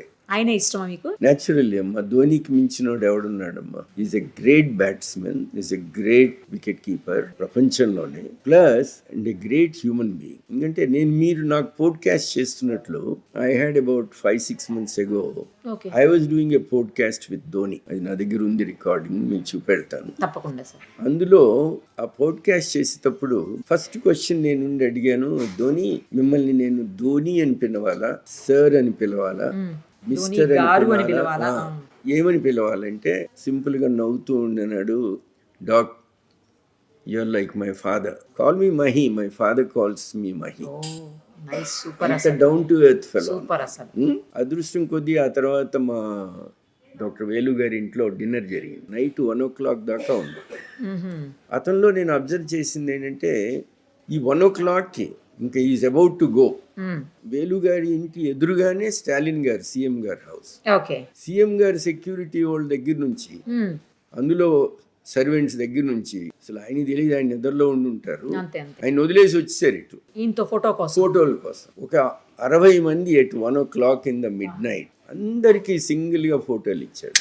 గ్రేట్ అసలు. ఒక ఆయన బ్యాట్ తీసుకొచ్చి నా కొడుకు బ్యాట్స్మెన్ అంటే అందులో ఏం రాశాయంటే one day he will be me, all the best, God bless you అని పెట్టి ధోని అని సంతకం పెట్టి ఇచ్చాడు. సూపర్ అసలు. సో అది అతను గొప్పతనం. అతను నాకు చెప్తాడు, ఇద్దరం పక్క పక్కన కూర్చొని భోజనం చేస్తుంటే, డాక్ వాట్ హ్యాపెన్స్, రాంచీలో నేను నా బైక్లు పిచ్చి బైక్ వేసుకుని వెళ్తుంటాను, ఎవడో ఒకడు ఇట్లా లిఫ్ట్ అడుగుతాడు, ఆపి లిఫ్ట్ ఇస్తాను, ఎక్కేస్తాడు వెనకాల, ఎక్కేసి పోతూ అప్పుడు రియలైజ్ అవుతాడు వాడు నేను అని, వాడు ఊపేస్తాడు బండి. అప్పుడు నేను కంట్రోల్ చేసుకోలేక, ఒరే బాబు ఆగు, ఆగిన తర్వాత నీతో మాట్లాడతాను అంటే డోంట్ గెట్ ఎక్సైటెడ్ అన్నమాట. అట్లాగా చాలా జోవియల్గా, చాలా డౌన్ టు ఎర్త్గా ప్రతి చిన్న పిల్లోడిని కూడా, ఆ పిల్లోడు ఎవరు ఏంటి, ఒక సీఎం కొడుకా లేకపోతే ఇంకొక సీఎం కొడుకు అంటే కామన్ మ్యాన్ కొడుకా అనేది అతనికి వ్యత్యాసం లేదు. అందుకని I like him. I think I'm blessed that I podcast నేను చేయగలిగాను. ఆ ఆపర్చునిటీ ఇచ్చిన వేలు గారికి కూడా ఐఎమ్ థ్యాంక్ఫుల్. ఇప్పటికీ ఆయనే కదా సార్ మీకు బ్రాండ్ అంబాసిడర్? ఇప్పుడు ఆయన అదే ప్రెజెంట్ మళ్ళీ 2 years ఎక్స్టెండ్ చేశారు. ఓహో, ఒక్కసారి కొన్ని డిసీజుల విషయానికి వద్దాం. చెప్పండి. వస్తే ఇప్పుడు పెద్దవాళ్ళ విషయానికి వద్దాం. ముందు పెద్దవాళ్ళ గురించి మాట్లాడదాం. జనరల్ గా ఐకి వచ్చేటువంటి ప్రాబ్లమ్స్ ఏముంటాయి, ఎందుకు చిన్న ఏజ్ లోనే చూపు మందగించటము, లేకపోతే సరైనటువంటి చూపు లేకపోవడము, బై బర్త్ ఉంటుంది కొంతమంది పెద్దవాళ్ళు అయ్యే కొద్దీ వస్తూ ఉంటుంది. ఎందుకు సార్, రీజన్స్ ఏంటి అసలు? కంటికి వచ్చే మెయిన్ డిసీజెస్ ఏంటి అంటే? రీజన్స్ అంటే first of all by birth మీకు క్యాటరాక్ట్ తీసుకున్నాం. ఎందుకంటే అందరికీ తెలిసిన శుక్లం అంటే తెలియని వాళ్ళు ఉండరు. దరిదాపు అందరికీ వయసు వచ్చిన తర్వాత వస్తుంది. ఇది కాక షుగర్ ఉన్న వాళ్ళు మటుకు గమనించాల్సిన విషయము, క్యాటరాక్ట్, గ్లకోమా కూడా ఎక్కువ వస్తాయి వాళ్ళల్లో. షుగర్ ఉన్న ప్రతి వ్యక్తికి కూడా కళ్ళు ఎఫెక్ట్ అవ్వడం అనేది ప్రథమం. కళ్ళు తర్వాతే కిడ్నీస్ తర్వాతే హార్ట్. ఇవన్నీ షుగర్ ఉన్న వాళ్ళకి ఎఫెక్ట్ అవుతాయి. కళ్ళకు వచ్చేటప్పటికి cataract is a very common condition. కాబట్టి మీరు అడిగిన ప్రశ్నకి అదే క్యాటరాక్ట్ న్యూ బోర్న్ బేబీకి కూడా రావచ్చు. పుట్టుకతోనే శుక్లాలు రావచ్చు, లేదా 10-15 ఏళ్ల తర్వాత రావచ్చు. పుట్టుకతోనే వచ్చేస్తే కంజెనిటల్ క్యాటరాక్ట్ అంటున్నాం, అంటే పుట్టుకతో వచ్చిన శుక్లాలని తెలుగులో. అదే ఒక వయసు వచ్చిన తర్వాత వస్తే హెరిడిటరీ క్యాటరాక్ట్స్ అంటున్నాం, అంటే కుటుంబ పరంగా వాళ్ళ అమ్మ నాయన ఎవరికో కూడా ఎర్లీ ఏజ్ లో రావటం. ఇక మూడోది వచ్చేటప్పటికి షుగర్ ఉన్న వాళ్ళకి ఎర్లీగా రావటం. షుగర్ గురించి ఒక చిన్న విషయం చెప్తానమ్మా, అందరూ గమనించాల్సింది. అదేంటంటే ప్రతి ఒక్కళ్ళు నాకు షుగరు సార్ నాకు 1 month క్రితం స్టార్ట్ అయిందంటాడు, లేదా 1 year క్రితం స్టార్ట్ అయిందంటాడు, లేదా 5 years క్రితం స్టార్ట్ అయిందంటాడు. కాదు, అంతకుముందు 6 ఏళ్ల నుంచి కూడా తనకి షుగర్ ఉంటుంది. దాన్నే ప్రీ డయాబెటీస్ అంటారు. ఓకే, ప్రీ డయాబెటీస్కి డయాబెటీస్కి తేడా ఏముంది? Except you're taking medicine. మీరు మందు తీసుకుంటున్నారు కానీ నిన్నటి నుంచి ఇవాళ వచ్చేస్తుందా? సడన్ గా వచ్చే జబ్బు కాదుగా. ఓకే. కాబట్టి శుక్లాలు ఎందుకు ఎర్లీగా వస్తున్నాయి వాళ్ళకి? ప్రీ డయాబెటిక్ స్టేట్ నుంచి కంటి మీద ఒత్తిడి జరుగుతుంది కాబట్టి శుక్లం అనేది షుగర్ ఉన్న వాళ్ళకి ఎర్లీగా వస్తుంది. ఈ ప్రీ డయాబెటిక్ స్టేట్ అనేది మనం రికగ్నైజ్ చేయాలి. అందుకే ఈ ఇయర్లీ డయాగ్నోస్టిక్ చెకప్స్ అంటారు. వాటిల్లో ముఖ్యము fasting blood sugar, post ప్రాండిల్, urine, ఈ 3 monthsకి యావరేజ్ ఇచ్చే HbA1c ఇవన్నీ చేయాలి, చేసుకోవాలి ప్రతి ఒక్కళ్ళు కూడా 40 దాటిన తర్వాత. లేదా ఫ్యామిలీ హిస్టరీ, అసలు 30 తర్వాతే చేసుకుంటున్నారు సార్ అందరూ. ఫ్యామిలీ హిస్టరీ ఉంటే ఇంకా ఎర్లీగా. ఇప్పుడు ఏ కుటుంబంలో లేదు మీకు షుగరు? సో అట్లాగా శుక్లాలు ఎర్లీగా వాళ్ళకి రావచ్చు. ఇక ఓల్డ్ ఏజ్లో ఆల్మోస్ట్ 90%కి శుక్లాలు వస్తాయి. ఈ శుక్లాల్లో గ్రేడ్స్ ఉంటాయి 1 to 5. ఆ గ్రేడ్ 1 నుంచి 5కి రావాలంటే it can be very very very very slow. 90%, ఒక 10% చాలా ఫాస్ట్గా శుక్లాలు ముదిరిపోతాయి. ఇప్పుడు పరిస్థితి ఎక్కడున్నామంటే, బికాజ్ నేను ఒక ఓల్డ్ రినౌండ్ రీసెర్చ్ దేవుడి దయ వల్ల అది కూడా నా చేతుల్లోనే పడింది. దాన్ని ఫెమ్టోలేజర్ అసిస్టెడ్ క్యాటరాక్ట్ సర్జరీ అంటారు. Flax in simple word.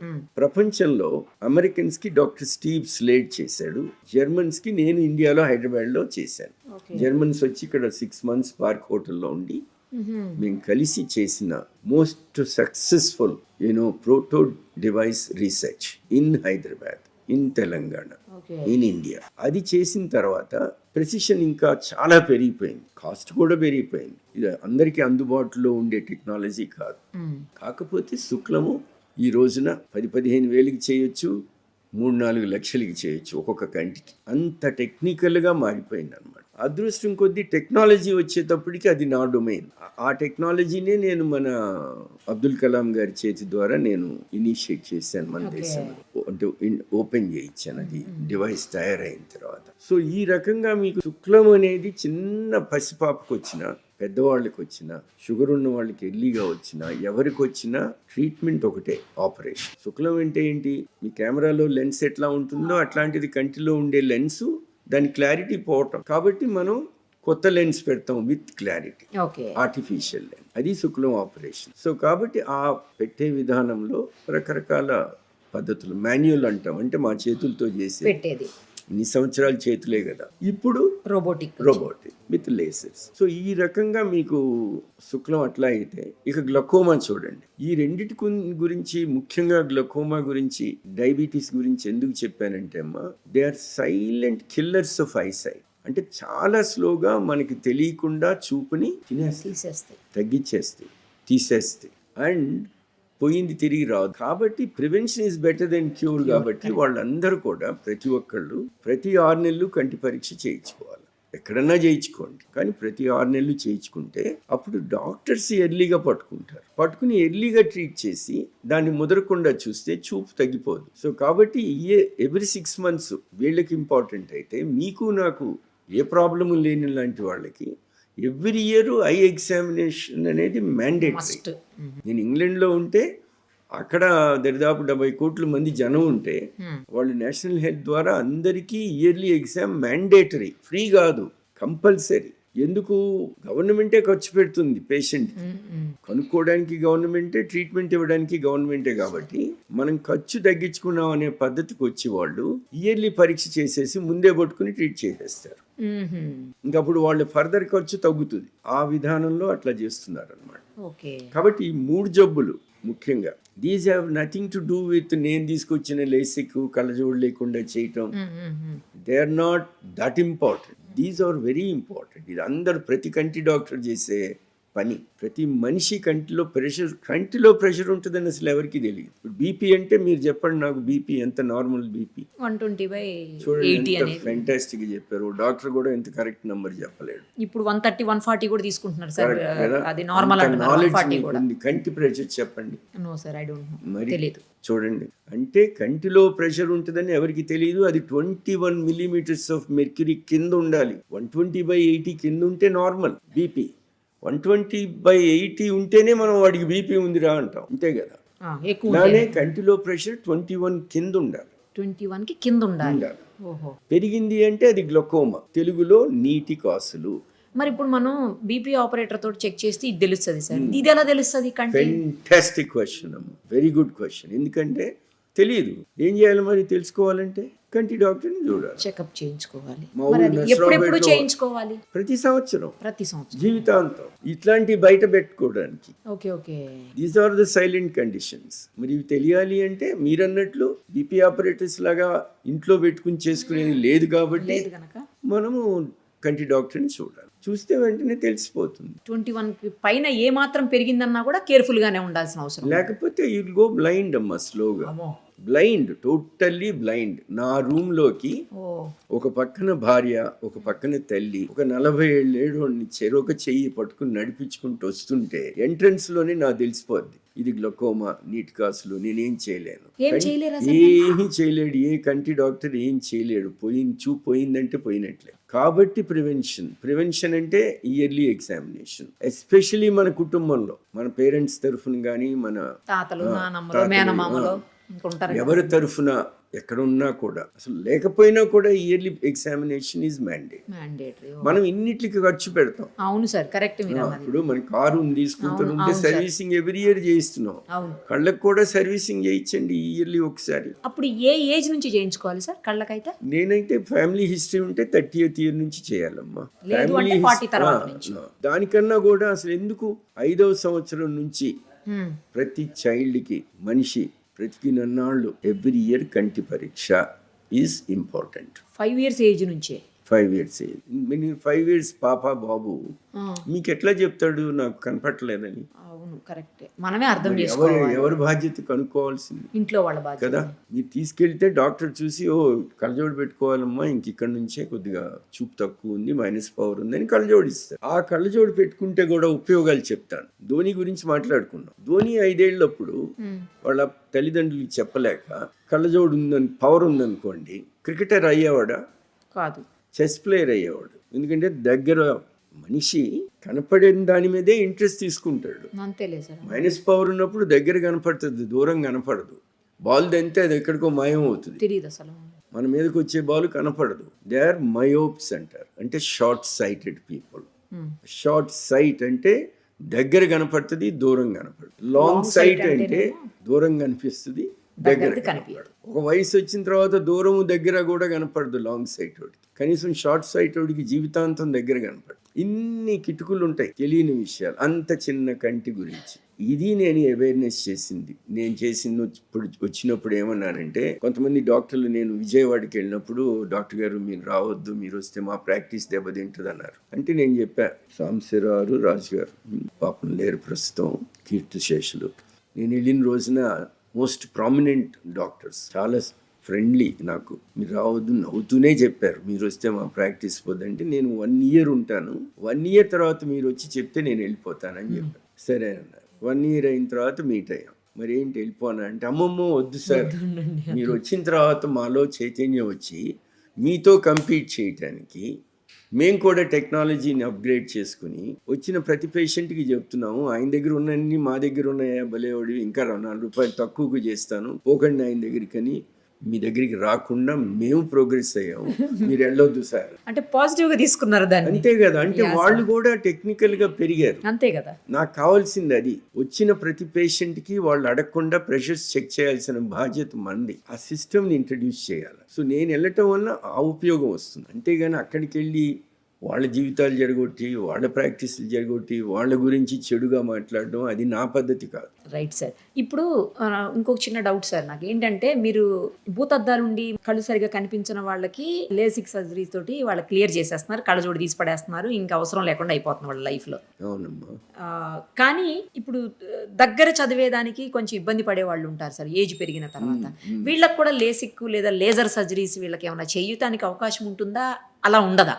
ఉంటుందమ్మా, చాలా ఉంది. ఎందుకంటేనమ్మా, ఇయర్ 2010లో నేను 96లో వచ్చాను కదా, అంటే 14 years ఆఫ్టర్ ఐ కేమ్. అప్పుడు దాకా ఈ పిల్లలు రావటం మొదలు పెడితే, ఈ పిల్లలు తల్లిదండ్రులు కూడా వచ్చి, మరి మాకు చత్వారం వచ్చిందండి, 40 దాటగానే ప్లస్ రీడింగ్ పవర్ వస్తుంది కదా, మరి మా పరిస్థితి ఏంటి, మాకు కూడా ఏమన్నా ఉంది అని వాళ్ళ ప్రెషర్ వల్ల నేను ఐ స్టార్టెడ్ రీసెర్చ్. ఎందుకంటే కళ్ళజోడు ఇష్టపడరు కదా అందరూ. అప్పుడు నేను నా భార్య కలిసి మేము ఇద్దరం బొగోటా వెళ్ళాం, ఇన్ కొలంబియా. వెళ్ళి అక్కడ ఒక ఫేమస్ ప్రొఫెసర్ ఉన్నాడు, ప్రొఫెసర్ లూయిస్ అని. ఆయన దగ్గరికి వెళ్ళి ఆయన ఏదో చేస్తున్నాడు లేజర్తో అని తెలుసుకుని వెళ్ళి ఆ లేజర్ అక్కడికక్కడ నేను $450,000 కొన్నాను. కొని తీసుకొచ్చి ఇక్కడ ఫస్ట్ ఇండియాలో మళ్ళీ నేనే ఈ ట్రీట్మెంట్ స్టార్ట్ చేశాను. ఏది లేటెస్ట్ టెక్నాలజీ వచ్చినా అది నా పని ప్రసాద్ రెడ్డి గారే అంటే నా ఎయిమ్ అది, నా గోల్ కూడా అది. ఇట్స్ నాట్ దట్ మిగతా ఇంకొకళ్ళ గోల్ అయితే చేయగలిగారు. అదేలే సార్. రెండోది ఏంటంటే నాకు ఎయిమ్ గోలే కాకుండా కొద్దిగా డేరింగ్నెస్ ఎక్కువ, డబ్బు దగ్గర వెనుకాడు. డేర్గా ఒక స్టెప్ వేసేస్తారు. 450,000 నేను చెప్పబోతున్నా, మీరు మధ్యలో అన్నారు. నేను ఆ డేరింగ్ స్టెప్లో ఈ 450,000 కొని ఆ మిషన్ తెచ్చి ఇక్కడ పెట్టి ఆ టెక్నాలజీ ఒక 50 మంది మీద చేసి డబ్బులు తీసుకుని చేసి ఒక 1 year తర్వాత అది పని చేయట్లేదు. సో ఈ డబ్బులు తీసుకున్న వాళ్ళందరికీ డబ్బులు వెనక్కి ఇచ్చేసి ఆ మిషన్ ఏమో పక్కన పెట్టేసి అంత నష్టం జరిగింది నాకు. ఒక మిషన్ పక్కన పెట్టేసి మన డబ్బు పోవటం చాలా తక్కువ నష్టం. కానీ ఆపరేషన్ చేసిన డిసప్పాయింట్ అయిన పేషెంట్ ప్రతి ఒక్కళ్ళకి నచ్చజెప్పి ఇంకొక పద్ధతిలో నేను ఏదో ఒక రోజు నేను మీకు మళ్ళీ ఆ చూపిస్తాను అని చెప్పి వాళ్ళ డబ్బులు వాళ్ళకి వెనక్కి ఇచ్చేసి మళ్ళీ వాళ్ళందరికీ నేను ఆఫ్టర్ 2 years ఒక కొత్త టెక్నాలజీ కనుక్కుని మళ్ళీ వాళ్ళందరికీ మళ్ళీ ఫ్రీగా చేసి నా పేరు నేను నిలబెట్టుకున్నా. ఈ రకమైన ప్రాక్టీసెస్ నేను చేస్తానన్నమాట. ఎథిక్స్ తోటి ఎథికల్ గా. నేను వచ్చినప్పుడు ఏ పేషెంట్ అయినా ఆపరేషన్ తర్వాత కంప్లైంట్ చేస్తే నాకు బాగోలేదు అంటే అటెండ్ అవ్వాల్సిన బాధ్యత నాది ఒకటి. రెండవది ఆ ట్రీట్మెంట్ని మా మురళి రెటీనా డాక్టర్ ఆయన దగ్గర పంపించాను అనుకోండి, నేను నా వలన ఏదన్నా తేడా వచ్చి అతని దగ్గరికి పంపిస్తే నాకు ఇచ్చిన ఫీ అతనికి పంపించేస్తా, పేషెంట్కి మటుకు ఛార్జ్ చేయను నేను. సో ఈ రకమైన మనల్ని చూసి మిగతా పిల్లలు కూడా నేర్చుకుంటారు కదా, అందుకే అన్నాను సార్ ఎథికల్ గా ఎథిక్స్ తో. అంతే, అది తల్లిదండ్రులు వాళ్ళమ్మ. సో ఇప్పుడైతే అలా చేసుకోవచ్చా సార్? కళ్ళజోడు అసలు పెట్టుకునే ఇష్టం లేని వాళ్ళు ఇలా దగ్గర చూపు కావాలంటే నన్ను అడగలేదు సార్, కానీ మంచి ప్రశ్న అడిగారు. అదే కదా మీ గొప్పతనం. అయ్యో సార్. ఇప్పుడు ఇది ఎంత చిన్న ప్రింట్ అమ్మా, ఇది చాలా చిన్నది కదా. అవును. మరి నేను ఎట్లా చదువుతున్నాను? నేను అదే మీకు కళ్ళజోడు లేదా సార్ అని అడుగుదాం అనుకున్నా, మళ్ళీ ఏమన్నా అనుకుంటారని ఆగినా సార్. ప్రతి word I can read. Priority notification, Suresh Babu income tax, because 2010లో చెప్పాను కదా మీకు, నేను జర్మన్స్ కి రీసెర్చ్ చేసేటప్పుడు నాకు ఒక ఐడియా వచ్చింది. ఆ ఐడియాని నేను ఎక్స్పెరిమెంట్ చేయాలి. జనరల్గా ఎక్స్పెరిమెంట్ అంటే బీదోడు మీద చేస్తాను. కరెక్ట్. నాకు అది ఇష్టపడలా నా మనసుకి. బీదోడు కన్ను ఒకటి గొప్పోడు కన్ను ఒకటే అవ్వదు కదా, కన్ను కన్ను. కాబట్టి వాళ్ళ మీద ఎందుకు, నా మీదే చేసుకుందామని నా కంటి మీద నేనే గినీపిగ్ అయ్యాను. కానీ నా కొలీగ్స్ చేస్తారా అని అడిగితే ప్రతి ఒక్కళ్ళు నా కన్ను ముట్టుకోవడానికి భయపడ్డారు.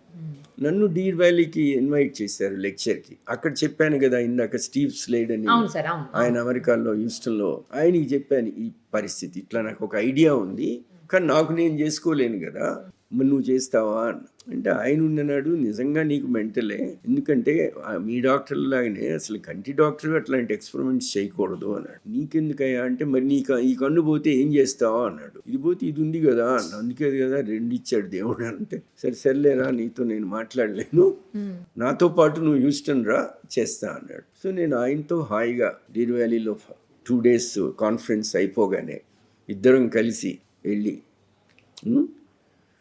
ఆపరేషన్ ఎక్స్పెరిమెంట్ చేయించాను. చేసేయటం వల్ల ఇందులో ఓకే, ఇందాక ఒకటి చెప్పాను మీకు, బీదవాడి కంటి మీద చేయటం, ఎక్స్పెరిమెంట్ చేయటం నాకు ఇష్టం లేదు కాబట్టి నేను చేసుకున్నాను. అది కాకుండా నాకు నేను చేసుకుంటే దానిలో ప్రోస్ అండ్ కాన్స్ అన్ని నాకు అర్థం అవుతాయి. అదే ఇంకోళ్ళకి చేస్తే వాళ్ళు చెప్పేది నేను ఇమాజిన్ చేసుకోవాలి. అందుకని నేను నా మీద నేనే చేసుకుని అర్థం చేసుకుని అందులో ఉన్న కాన్స్ అంటే ఏమైనా తేడాలు ఉంటే వాటిని ట్వీక్ చేయటం అంటారు, వాటిని కూడా కరెక్ట్ చేసి కొన్ని వేల మందికి చేశాను కళ్ళజోడు లేకుండా. రీడింగ్ గ్లాసెస్ కూడా అవసరం. సూపర్. మీకు కూడా రీడింగ్ గ్లాసెస్ వద్దంటే చెప్పండి, చేస్తాను. నాకు లేదు సార్ ప్రజెంట్, వచ్చినప్పుడు తప్పకుండా చేయించుకుంటాను సార్. ఆ విషయం తెలిసే అన్నాను. That is for the public. Sir ఇంకొకటి సార్ ఏంటంటే, నాకు వేరే వాళ్ళు ఎవరో డాక్టర్ చెప్పారు, అలా కొన్నిటికి మాత్రమే, నేను డాక్టర్కే స్పెట్స్ ఉంది సార్, ఐ స్పెషలిస్ట్కి స్పెట్స్ ఉంది. నేను అడిగిన అదేంటి మీరే పెట్టుకున్నారు స్పెట్స్, చాలా పెద్ద హాస్పిటల్ అది, నేను నేమ్ దీదలుచుకోలేదు. క్యాజువల్గా నేను వేరే ఇంటర్వ్యూ కోసం వెళ్ళినప్పుడు ఆవిడ పేషెంట్స్ని చూస్తుంటే నేనే దగ్గరకు వెళ్ళి ఆవిడని కెలికి మాట్లాడాను. మీరు ఆప్థమాలజిస్ట్ అంటే అవునన్నారు. మరి ఆప్థమాలజిస్ట్ మీరు అంత పెద్ద స్పెట్స్ పెట్టుకున్నారు, మీరు సర్జరీ చేయించుకోవచ్చు లేదా చేసుకోవచ్చు మీ వాళ్ళతో చెప్పించి, మీరు ఎందుకు చేసుకోలేదు అని అడిగాను. నాకు జస్ట్ రీడింగ్ గ్లాసెస్ ఏనండి అంది ఆవిడ. అంటే రీడింగ్ గ్లాసెస్ అయితే ఉండదా, చేసుకోకూడదా అని అడిగా. రీడింగ్ గ్లాసెస్ ఉండవండి, చెయ్యరు ఎవరు అట్లా.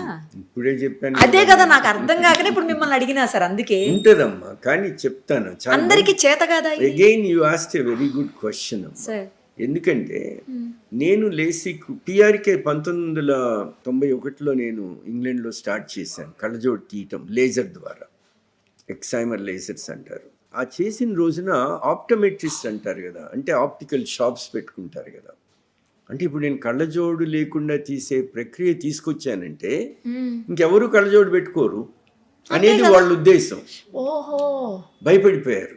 ఏమని, అమ్మో ఇదేంట్రా బాబు ఈయన ఇది తీసుకొచ్చాడు, ఇంకా మన షాప్స్ అన్నీ క్లోజ్. అంతేగా మరి.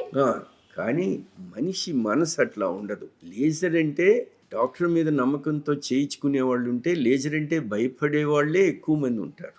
ఓహో. కాబట్టి ఆ రోజు మేము స్టాటిస్టిక్స్ స్టడీ చేస్తే కళ్ళజోడు లేకుండా ఉండాలి అని కోరుకునే వాళ్ళు కాంటాక్ట్ లెన్సెస్ పెట్టుకుంటారు ఆ రోజుల్లో 1991లో. కాబట్టి వాళ్ళు ఎంతమంది కాంటాక్ట్ లెన్స్ పెట్టుకునేవారు? మరి అందరూ కళ్ళజోడు బదులు కాంటాక్ట్ లెన్స్ పెట్టుకోవచ్చుగా.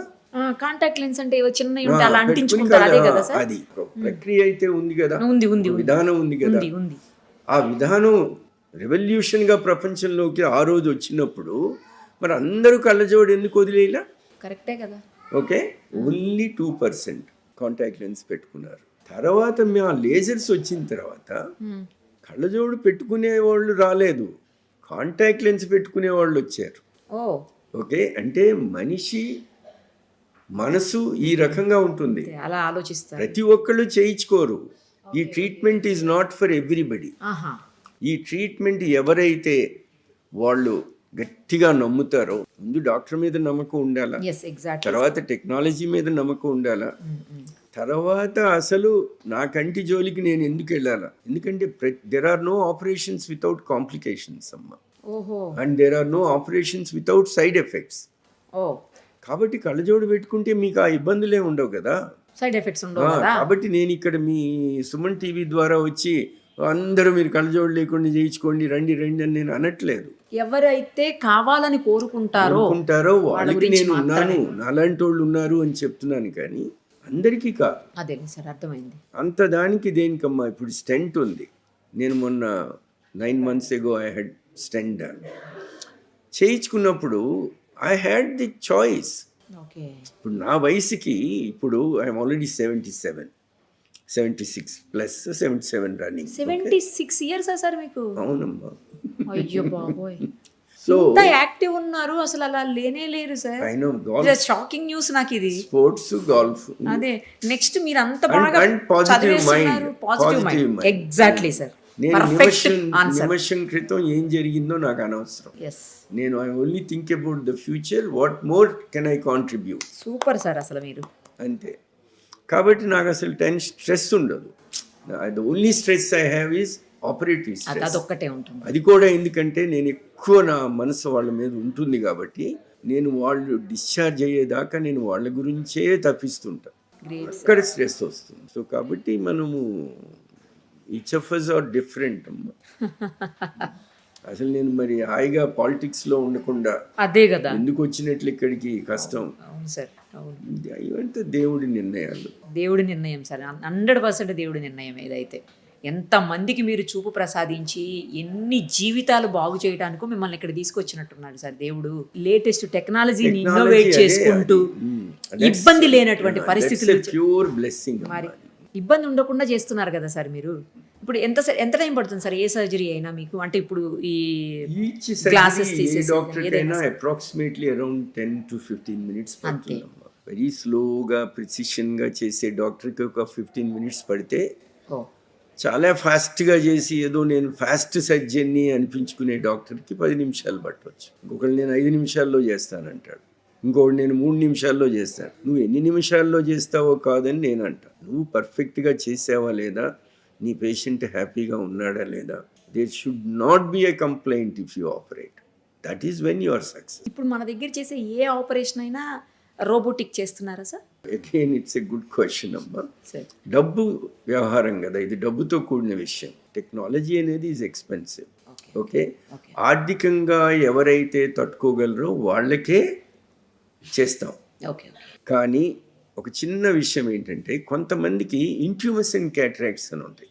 అంటే సార్ అంటే క్యాటరాక్టు తెల్లగా అయిపోతుంది, నల్లగుడ్డులో తెల్లగా అయిపోతుంది అనమాట, మరీ ఉబ్బిపోతుంది, కొంచెం ఎక్కువ ప్రాబ్లం ఉబ్బిపోతుంది. అంటే ఇంకొద్ది వదిలితే అది పగిలిపోతుంది కూడా. దాన్ని ఇంట్యూమసెంట్ నీరు ఎక్కువ చేరి ప్రెషర్ పెరిగిపోతుంది. ఆ క్యాటరాక్ట్స్ చేయటం చాలా కష్టం.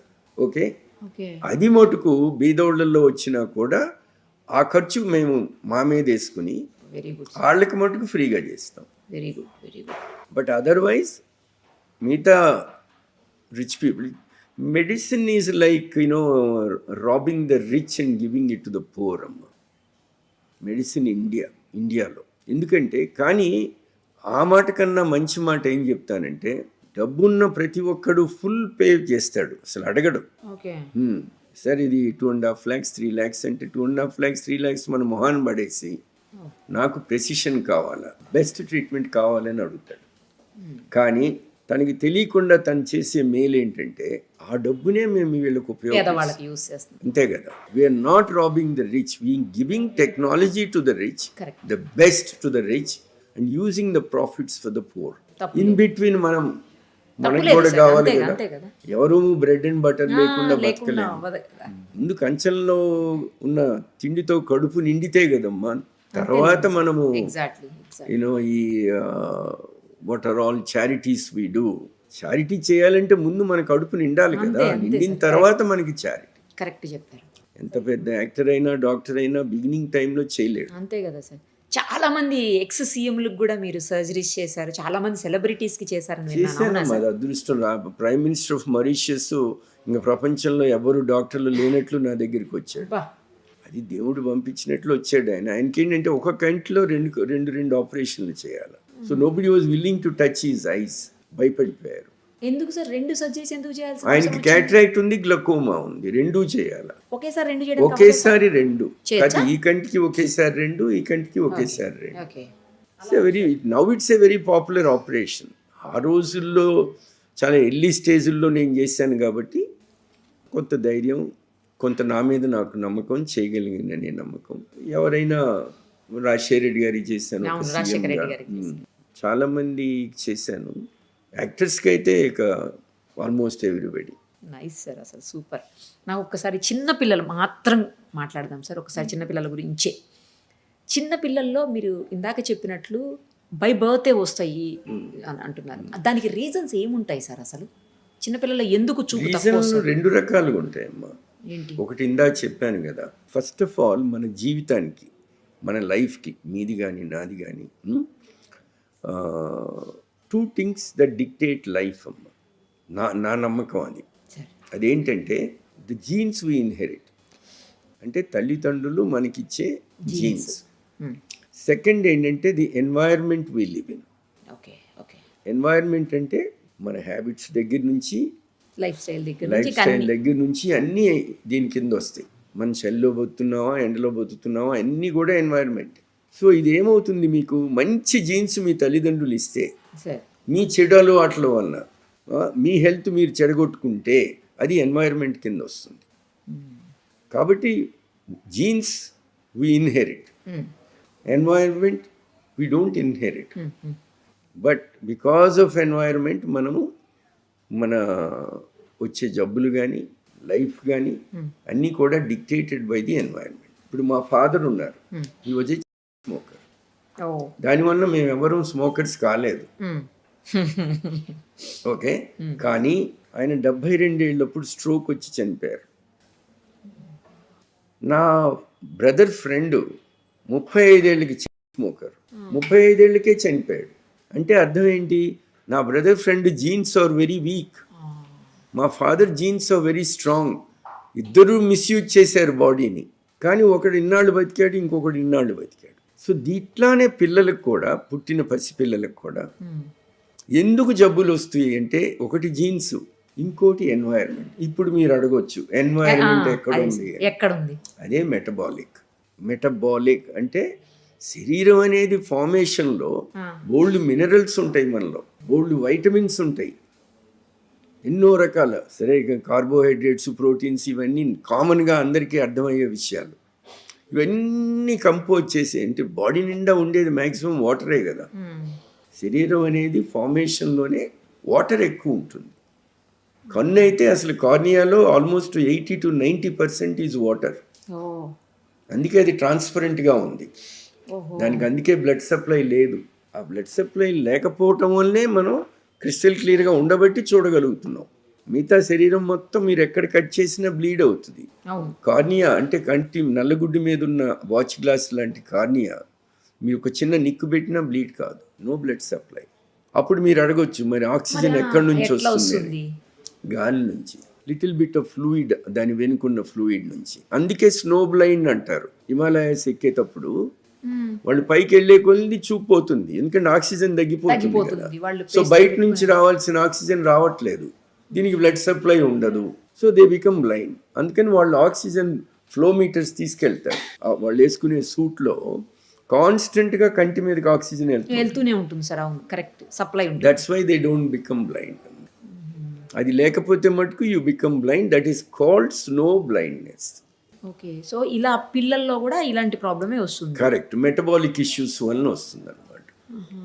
బాడీలో ఉండాల్సిన కొన్ని ఇంపార్టెంట్ ఎలిమెంట్స్ ఉండకపోవటం వల్ల.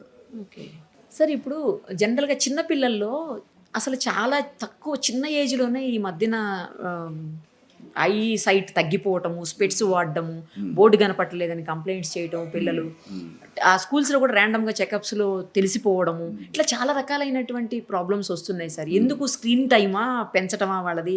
అంటే ఫోన్స్, ఈ స్క్రీన్ టైం ఎక్కువ అవడం వల్ల, లేకపోతే రియల్గానే వాళ్ళకి ఏదన్నా హెల్త్ ఇష్యూసా ఏంటి అసలు? కాదమ్మా, దేర్ ఆర్ 2 reasons.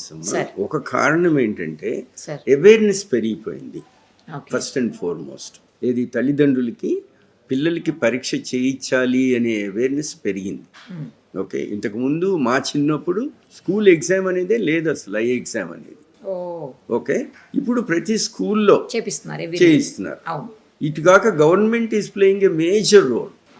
ఇప్పుడు మన పల్లెటూళ్ళల్లో కానీ, చిన్న చిన్న ఎలిమెంటరీ స్కూల్స్ కానీ, నేను కూడా ఒక చిన్న హై స్కూల్ మా నర్సరావుపేటలో చదువుకున్నోడే కదా. కాబట్టి ఆ రోజులకి ఈ రోజులకి తేడా ముఖ్యం ఏంటంటే ఈ అవేర్నెస్ పెరగటము, ఐ టెస్ట్లు పెరిగిపోవటం, దానివల్ల బయటపడడం. సో స్టాటిస్టికల్గా ఇంప్రూవ్ అయిపోతుంది. ఎక్కువ అవేర్నెస్ పెరగటం వల్ల ఎక్కువ నెంబర్స్ పికప్ అవుతున్నాయి. అది ఒకటి. రెండోది చాలా ఇంపార్టెంట్ పాయింట్ మీరు అన్నదే, స్క్రీన్ టైం. స్క్రీన్ టైం కన్నా ముందు పుస్తకాలు. ఎందుకంటే జపనీస్ ఒక ఎనాలజీ, ఒక థియరీతో ముందుకు వచ్చారు, which is not universally acceptable till today. కానీ there are people who accept it. అదేంటంటే దగ్గర పని ఎక్కువ చేస్తూ ఉంటే చిన్నప్పటి నుంచి ఐ గ్రోత్ ప్రొలాంగ్ అవుతుంది. అంటే ముందు నుంచి వెనక్కి, కన్ను ముందు భాగం పాయింట్ నుంచి వెనక పాయింట్కి లెంత్ అంటారు కదా, ఆ లెంత్ పెరిగితే మీకు మైనస్ పవర్ వస్తుంది. అంటే దగ్గరే కనపడతాయి కానీ దూరం కనిపించవు. That is the second theory. So ఈ థియరీ కనుక మనం అప్లై చేసి నమ్మితే, మరి స్క్రీన్ టైం అంటే పిల్లలు ఇప్పుడు ఎట్లా తయారైపోయారంటే, పుట్టిన పసిపాప దగ్గర నుంచి తల్లి మదర్స్ ఏం చేస్తున్నారు, పని చేసుకోవాలంటే గొడవ మానేయాలంటే ఫోన్ ఇచ్చేసి సరిపోయాయి. సో ఆ స్క్రీన్ టైం పెరిగిపోయినప్పుడు వీళ్ళ జపనీస్ థియరీ కరెక్ట్ అయిపోతుందిగా. ఓకే, ఐ ప్రొలాంగ్ అవుతుంది, లాంగ్ అవుతుంది. ఆ లాంగ్ అయినప్పుడు వాళ్ళకి మైనస్ పవర్ వస్తుంది అనేది సెకండ్. ఇట్లాంటి రకరకాల సైంటిఫిక్ థియరీస్ వల్ల we can also say the numbers of children who are wearing glasses ఎక్కువైంది ప్రపంచంలో. ఒక చోట కాదు, వరల్డ్ ఓవర్ కూడా. ఒకటి అవేర్నెస్, ఇంకోటి ఈ రకమైన theoretical explanations that biological change in the shape of the I. Okay, same time sir, ఇప్పుడు వాళ్ళకి మరి లేజర్, లేసిక్ ఇలాంటివి చేయొచ్చా? చిన్నపిల్లలకి చేయకూడదు. ఎందుకంటే ఎప్పుడు కూడా ప్రథమంగా కళ్ళజోడమ్మ. ఎవరికైనా కూడా. ఇంకొక విషయం ఏంటంటే అగైన్ మీరు మంచి ప్రశ్న అడిగారు కాబట్టి, పిల్లలు వాళ్ళు పుట్టినప్పటి నుంచి మన అందరం పెరుగుతుంటాం కదా, ఆ పెరుగుదల ఎప్పుడు ఆగుతుంది? ఆడపిల్లల్లో మన ఇండియన్ యావరేజ్ తీసుకుంటే ఆడపిల్లల్లో 18వ సంవత్సరం తర్వాత ఇక పెరగదు, 18 అనుకుందాం, ఓకే. అట్లానే మగపిల్లల్లో 19 అనుకుందాం. లేదా వాళ్ళ కుటుంబ పరంగా టాల్గా పెరిగే పిల్లలు ఉంటే వాళ్ళకి 20 అనుకుందాం. అందుకనే 16 to 20. సో మనము అప్పుడు దాకా ఇట్లాంటి లేజర్స్ అవన్నీ చేయకూడదు. ఎందుకు? సింపుల్. నేను 13 ఏళ్ళ పాప బాబుకు చేస్తే తర్వాత ఇంకా పెరుగుతారు కదా, హైట్ పెరిగే కొద్ది మైనస్ పవర్ పెరుగుతుంది. ఓకే, అది ఇందా చెప్పాను కదా, కన్ను లాంగ్ అయ్యే కొద్ది మైనస్ పవర్ వస్తుంది. కాబట్టి హైట్ పెరిగే కొద్ది పెరుగుతుంది. కాబట్టి హైట్ స్టెబిలైజ్ అయిన తర్వాత చేయాలి. దానికి మేము వయసును ముఖ్యంగా చూసుకుని, ఆడపిల్లలు కనుక 19th బర్త్డే, మగపిల్లలు 20th బర్త్డే అయిన తర్వాత చేసేస్తాం. ఓకే సార్, ఇప్పుడు ఈ లేసిక్ చేసిన తర్వాత అది లాంగ్ సైట్ అయినా సరే, షార్ట్ సైట్ అయినా సరే, ఏదైనా సరే, దాన్ని ఒక్కసారి మనం ఈ ట్రీట్మెంట్ అయిపోయిన తర్వాత ఇంకా దాన్ని మార్చాల్సిన అవసరం ఉండదా? లైఫ్ అంతా ఇంకా అలాగే ఉండిపోవచ్చా? అవును, వాటితోటి లైఫ్ అంతా కూడా ఉంటుంది. కానీ again it's a good question. ఎందుకంటే మనం ఇప్పుడు 18th అన్నాను కదా ఆడపిల్లలు, 19th బాయ్స్ అన్నాం అనుకోండి, వాళ్ళకి 40వ సంవత్సరం వచ్చేదాకా. ఎందుకు? నార్మల్ పీపుల్కి ఏం జరుగుతుంది, కళ్ళజోడు పెట్టుకొని వాళ్ళకి 40లో లాంగ్ ప్లస్ పవర్ వస్తుంది. ఎందుకంటే అది రీడింగ్, దాన్నే మనం తెలుగులో చత్వారం అంటాం. ఓకే, చత్వారం వచ్చిందిరా వాడికి అంటాం. అంటే ఏం లేదు, ప్లస్ పవర్ వచ్చింది వయసు, రీడింగ్ గ్లాసులు బండి 40 దాటిన తర్వాత. సో కాబట్టి ఇప్పుడు ఈ పిల్లల్ని మనం నార్మల్ చేసాం కాబట్టి వీళ్ళు కూడా అందరిలాగానే 40 దాకా దూరం దగ్గర చూస్తారు. 40 దాటిన తర్వాత ఆ ప్లస్ పవర్ వస్తుంది. మరి అప్పుడు మళ్ళీ లేసిక్ చేయించుకోవాలి, రీడింగ్ గ్లాసులు పెట్టుకోవాలా. కానీ వాళ్ళకి కూడా నేను ఒక పద్ధతి క్రియేట్ చేశాను. ఓకే, ఇప్పుడు మరి ఆల్రెడీ వాళ్ళ కంట్లో ఉన్నాయి కదా, మళ్ళీ వేసుకోవచ్చా? మరి నేను వేసుకున్నా కదా, అప్పటికి లేవు కదా, నాకు ముందు లేవు. మరి మీరు అడిగిన దానికి ముందు కళ్ళజోడు ఉన్నోళ్ళని మనం నార్మల్ చేసినప్పుడు మరి వాడు నాలాగా నార్మల్ అయిపోయాడుగా. అవును సార్, లాసిక్ వేసాం కదా, అవును, లోపల లెన్స్ ఉన్నాయి కదా, అవును, ఆర్టిఫిషియల్. మళ్ళీ 40 వచ్చిన ఆర్టిఫిషియల్ లెన్స్ లేదు, లేసిక్కే చేసాం. చేశారు. ఓకే సరే, లేసిక్ చేసాము. మళ్ళీ 40కి వచ్చిన తర్వాత వాళ్ళు మళ్ళీ లేసిక్ కావాలంటే కుదరదు, ఇంకా చేయకూడదు. అదే అడుగుతున్నాను, లేసిక్ చేయకూడదు. మరి ఏం చేస్తారు అప్పుడు? కంటి లోపల ఉన్న నేచురల్ లెన్స్ ని మారుస్తాం. లేదా బయట పెట్టుకునే కాంటాక్ట్ లెన్స్ ఉంటుంది కదా, పొద్దున్నే పెట్టుకుని సాయంత్రం, అది పర్మనెంట్ గా కంటిలో పెట్టే లెన్స్ కూడా నేను ఇయర్ 2000లో మన దేశంలో ఇంట్రడ్యూస్ చేశాను. నేను ఎన్నో చేశాను. సో అది చేశాను. ఆ లెన్స్ కూడా పెట్టుకోవచ్చు, బికాజ్ ఇట్ ఈస్ రివర్సిబుల్. కానీ 45 ఏళ్ళు వచ్చిన తర్వాత రివర్సిబుల్ కాదు సార్, నాకు లైఫ్ లాంగ్ కావాలంటారు అందరూ. దానికి మన న్యాచురల్ లెన్స్ నాలాగా, నాకు మరి అప్పుడు క్యాటరాక్ట్స్ ఏం లేవు కదా, నా న్యాచురల్ లెన్స్నే నేను మార్చి ఆర్టిఫిషియల్ లెన్స్ కంటిలో పెట్టాం. క్యాటరాక్ట్ ఆపరేషన్ చేస్తే ఈ రోజుల్లో మనం అద్దం వేసారంటే అదే అద్దం నేను వేసుకున్నాను. కాకపోతే ఈ అద్దము దూరం దగ్గర రీడింగ్ కోసం. ఎగ్జాక్ట్లీ. ఇప్పుడు మీరు ఇవి వేసుకున్నారు కదా సార్, మీకు ఇంకా ఎప్పటికీ, అంటే మీలాగా వేసుకున్న వాళ్ళకి ఎప్పటికీ క్యాటరాక్ట్ రాదా? ఇక ఆఖరి శ్వాస దాకా. సూపర్. అసలు ఆఖరి శ్వాస దాకా క్యాటరాక్ట్ రాదు, కళ్ళజోడు ఉండదు. కానీ 95 to 99% గ్యారంటీ, 100% కాదు. ఎందుకు అంటే అంత యాక్యురసీ టెక్నాలజీ రాలేదు. సో బట్ 90 వస్తుందమ్మా, 95 ఇప్పుడు కూడా ఉంది. కానీ మేం చెప్పాం, ఎందుకంటే యూ షుడ్ ఆల్వేస్ అతిగా చెప్పి అతిగా ప్రామిస్ చేసి అండర్ డెలివరీ చేస్తే పేషెంట్ జీవితాంతం బాధపడతాడు. నిజం చెప్పి డెలివరీ చేస్తే జీవితాంతం సుఖంగా ఉంటారు. కాబట్టి నిజం చెప్పండి. నిజం ఏంటి? మెడికల్ స్టాటిస్టిక్స్ ఎక్కడి నుంచి వస్తున్నాయి? USFDA నుంచి. So we practice USFDA guide lines, అందరం ప్రపంచం మొత్తం. ఇప్పుడు US ఏదో తల కింద అవుతుంది, మరి ఆ గౌరవం ఇంకా ముందు మనకు ఉంటుందో లేదో నాకు తెలియదు. కానీ ఇప్పుడు దాకా మటుకు all principles of practice of medicine are guided by their guidelines. ఓహో, మంచి ఆన్సర్ సార్. ఎందుకంటే ఇప్పుడు చిన్న పిల్లలకి లేసిక్ చేసిన తర్వాత మళ్ళీ వాళ్ళకి 40 years తర్వాత ఏం చేయొచ్చు అనేది క్లారిటీ ఇచ్చారు. దానికి ఇంకొక విషయం చెప్తానమ్మా. ఇప్పుడు నేను 1996లో వచ్చాను. ఆ, 96లో నేను ఒక 20 ఏళ్ల పాపకి ఆపరేషన్ చేస్తే ఆ, ఈ రోజున 20 ఏళ్ల పాప ఉమ్, తల్లి అయి కూర్చుని తన కూతుర్ని తీసుకొస్తుంది లేదా కొడుకుని తీసుకొస్తుంది. ఆ, వచ్చినప్పుడు అడిగే ఇదే ప్రశ్న నన్ను. అవునా? ఆ, ఓకే. మరి అప్పుడు తీశారు. ఇప్పుడు నా రీడింగ్ క్లాసులు వచ్చినాయి. డాక్టర్ గారు ఏం చేస్తారంటే తీసుకెళ్ళటం థియేటర్లోకి చేసేయడం. ఇప్పుడు వాళ్ళకి కూడా కళ్ళజోడు లేకుండా చేస్తున్నారు. Super sir, nice. ఈసారి జీవితాంతం జీవితాంతం ఇంకెప్పటికీ స్పెట్స్ అవసరం లేదు. ఉండదు. వావ్, సూపర్ సార్, అసలు గ్రేట్. అవి నలిపినా ఏం చేసినా ఏం కాదు, ఇంకేం కాదు. ఏం కాదు. ఓకే. కాంటాక్ట్ లెన్స్ బయట రోజు పెట్టుకుని తీసేస్తారు. అది అందరికి ఉండదమ్మా. కొంతమందికి కాంటాక్ట్ లెన్స్ ఇంటాలరెన్స్ అంటారు. అంటే కాంటాక్ట్ లెన్స్ ని కన్ను టాలరేట్ చేయలేదు. వాళ్ళకి మీరు చెప్పిన స్ట్రెయిన్లు, మరి ఎందుకు వాళ్ళు నైట్ పెట్టుకోకూడదు, నైట్ తీసేయాలని చెప్తారు ఎందుకు? అది విన్నాను నేను. This is another very good question అమ్మా. మీకు టైం సరిపోదు అనుకుంటాను. ఇప్పుడు ఇందాక నేను మీకు స్నో బ్లైండ్నెస్ గురించి చెప్పాను కదా. అవును సార్. కార్నియా అనే స్ట్రక్చర్ వాచ్ గ్లాస్ లాంటిది, ట్రాన్స్పరెంట్ వాచ్ గ్లాస్ నల్లగుడ్డులో. దానికి బ్లడ్ సప్లై ఉండదు. అట్మాస్ఫియర్ నుంచి ఆక్సిజన్ వస్తుందని చెప్పా కదా సార్, చెప్పారు. సో దాని మీద పోయి మీరు కాంటాక్ట్ లెన్స్ పెడతారు డే టైం. అవును, కనీసం డే టైం 2 కళ్ళు తెరిచుంటాయి కాబట్టి ఏమీ అడ్డం ఉండదు. పర్వాలేదు. అంత ఆక్సిజన్ 100% రావాల్సింది 80 to 90% వస్తుంది. Correct. Because these lenses are called high water content lenses. ఈ కాంటాక్ట్ లెన్స్ లో కూడా ఎక్కువ వాటర్ ఉంటుంది.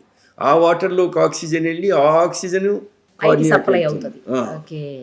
వేరే పడుకున్నారనుకోండి కాంటాక్ట్ లెన్స్ తో, you're closing oxygen to the eye, అంతే కదా. కాబట్టి కాంటాక్ట్ లెన్స్ పెట్టుకుని పడుకోకూడదు. కానీ ఈ రోజుల్లో కాంటాక్ట్ లెన్స్ పెట్టుకుని పడుకునే విధానాలు కూడా వచ్చినాయి. కానీ నా పర్సనల్ బిలీఫ్ ఏంటంటే నేను పెట్టుకోను. ఎందుకంటే all said and done there will be oxygen తగ్గుతుంది. సో సెల్స్ మీద అంటే క్రిస్టల్ క్లియర్గా ఉన్న ఆ వాచ్ గ్లాస్ లాంటి కార్నియాలో ఉన్న సెల్స్ ఉంటాయి కదా, అవి కాస్తో కూస్తో సఫకేట్ అవుతాయి. ఇంకొక ఇంపార్టెంట్ ఇష్యూ సార్, నేను మా బాబు వాళ్ళ స్కూల్లో ఒక పాపకి తన క్లాస్మేట్లే ఒక పాపకి ఈ లెన్స్ పడినాయి, అంటే ఏమంటారు అదే కనిపించక ఆ పాపకి కళ్ళజోడు పడిపోయింది సార్. కళ్ళజోడు పడిపోతే వాళ్ళంత చిన్న పాపకి కళ్ళజోడు వేయించడం ఇష్టం లేక వాళ్ళ పేరెంట్స్ ఏం చేశారంటే కేరళలో ఎక్కడో ఒక ట్రీట్మెంట్ ఉందంట సార్. అక్కడ ఒక వారం 10 రోజులు ఉంచాలంట పిల్లల్ని. ఉంచితే కళ్ళజోడు అవసరం లేకుండా ఏదో ట్రీట్మెంట్ చేస్తారంట, న్యాచురల్ ట్రీట్మెంట్ అంట. నిజంగా అలాంటివి ఏమైనా ఉంటాయా సార్? అంటే నేను ఐఎమ్ ఏ స్ట్రాంగ్ బిలీవర్ అమ్మా ఒక విషయంలో. నేను ఇంగ్లాండ్లో ఉన్నాను కదా 20 సంవత్సరాలు. అక్కడ ఉన్నది ఎన్ని మతాలు ఉన్నాయి? అక్కడ మతాలే లేవు. ఉన్నది ఒకే మతం, క్రిస్టియానిటీ. ఉన్నది ఒకే భాష, ఇంగ్లీషు. ఉన్నది ఒకే మెడిసిన్, ఎలోపతి మెడిసిన్. వాళ్ళకి అసలు కన్ఫ్యూజన్ లేదు. మనకి 1000 కులాలు, 1000 మతాలు. అట్లానే హోమియోపతి, న్యాచురోపతి, చెప్పండి, ఆయుర్వేదం, యునాని మర్చిపోయారు. యునాని సార్. ఓకే, మరి అందరినీ గౌరవించాలి మనం. అంతే. సో ప్రతి మతానికి ఈ రోజుల్లో ప్రతి కులానికి కూడా ఒక మెడిసిన్ ఉందేమో తెలియదు.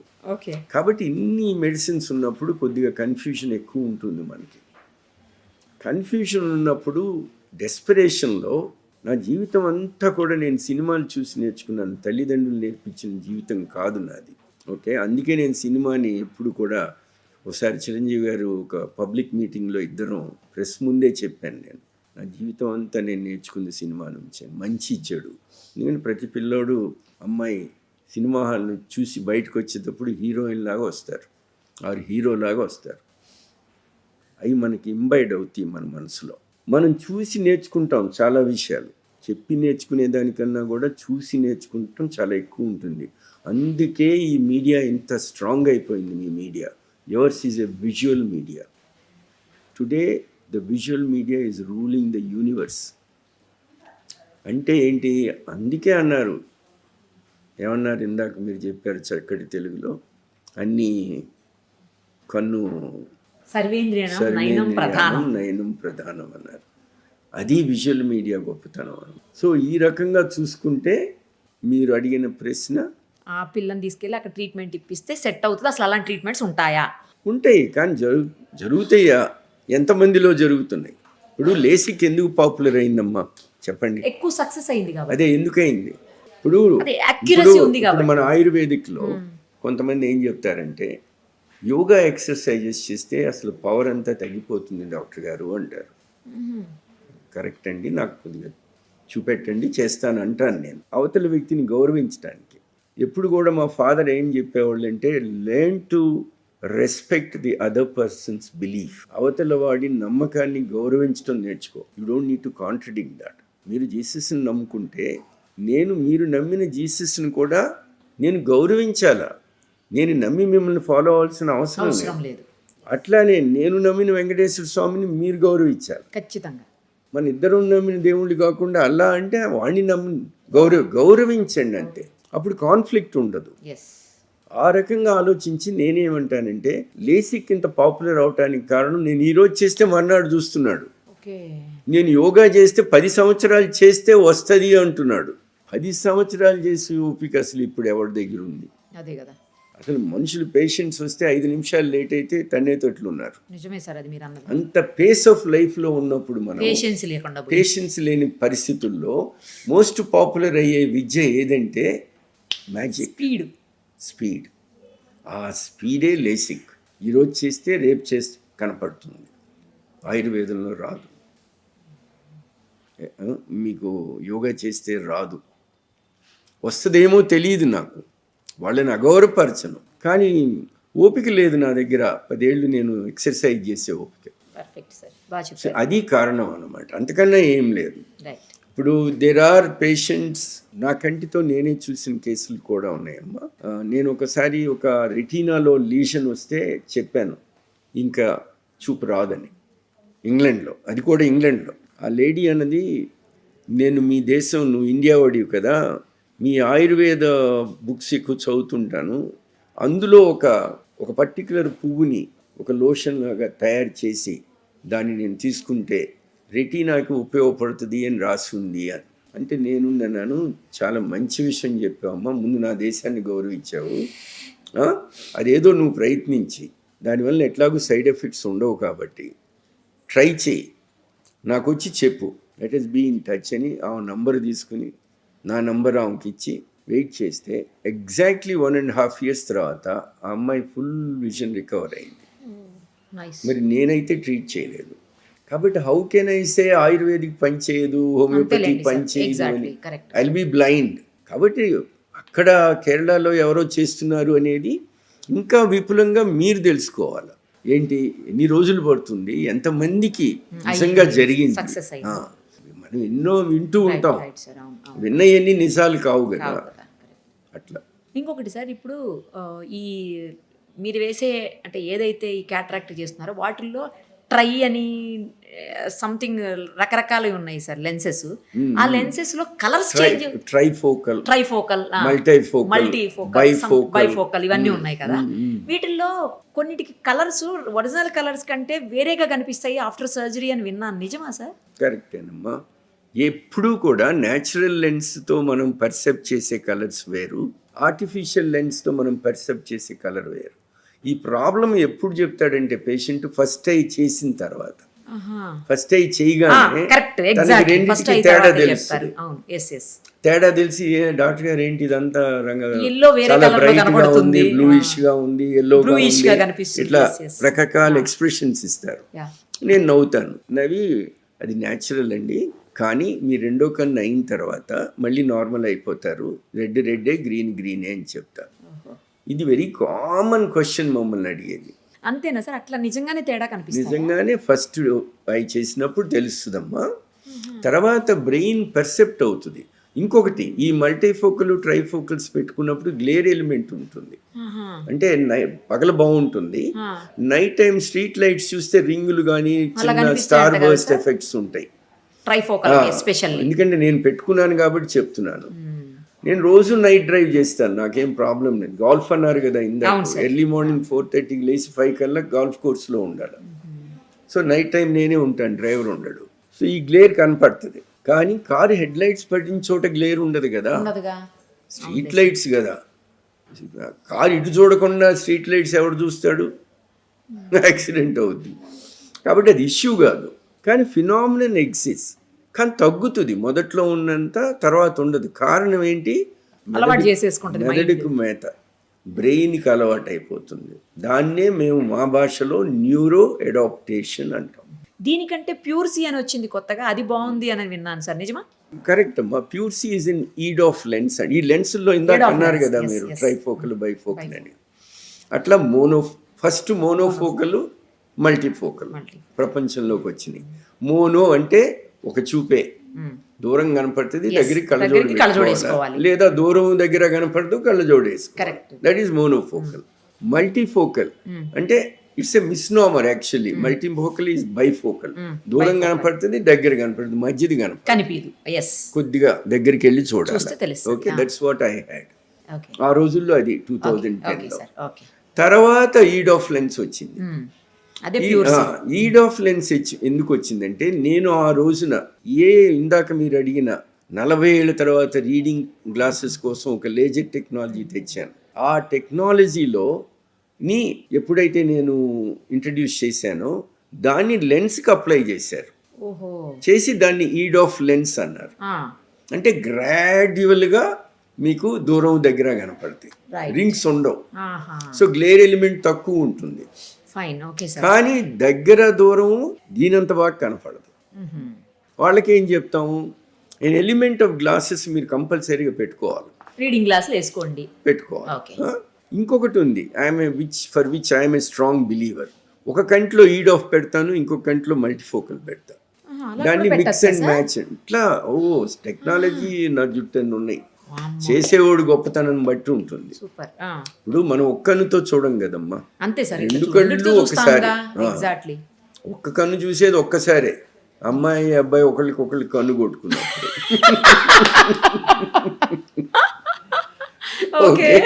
రెస్ట్ ఆఫ్ ద టైం రెండు కళ్ళు తెరిచి చూస్తాం కదా.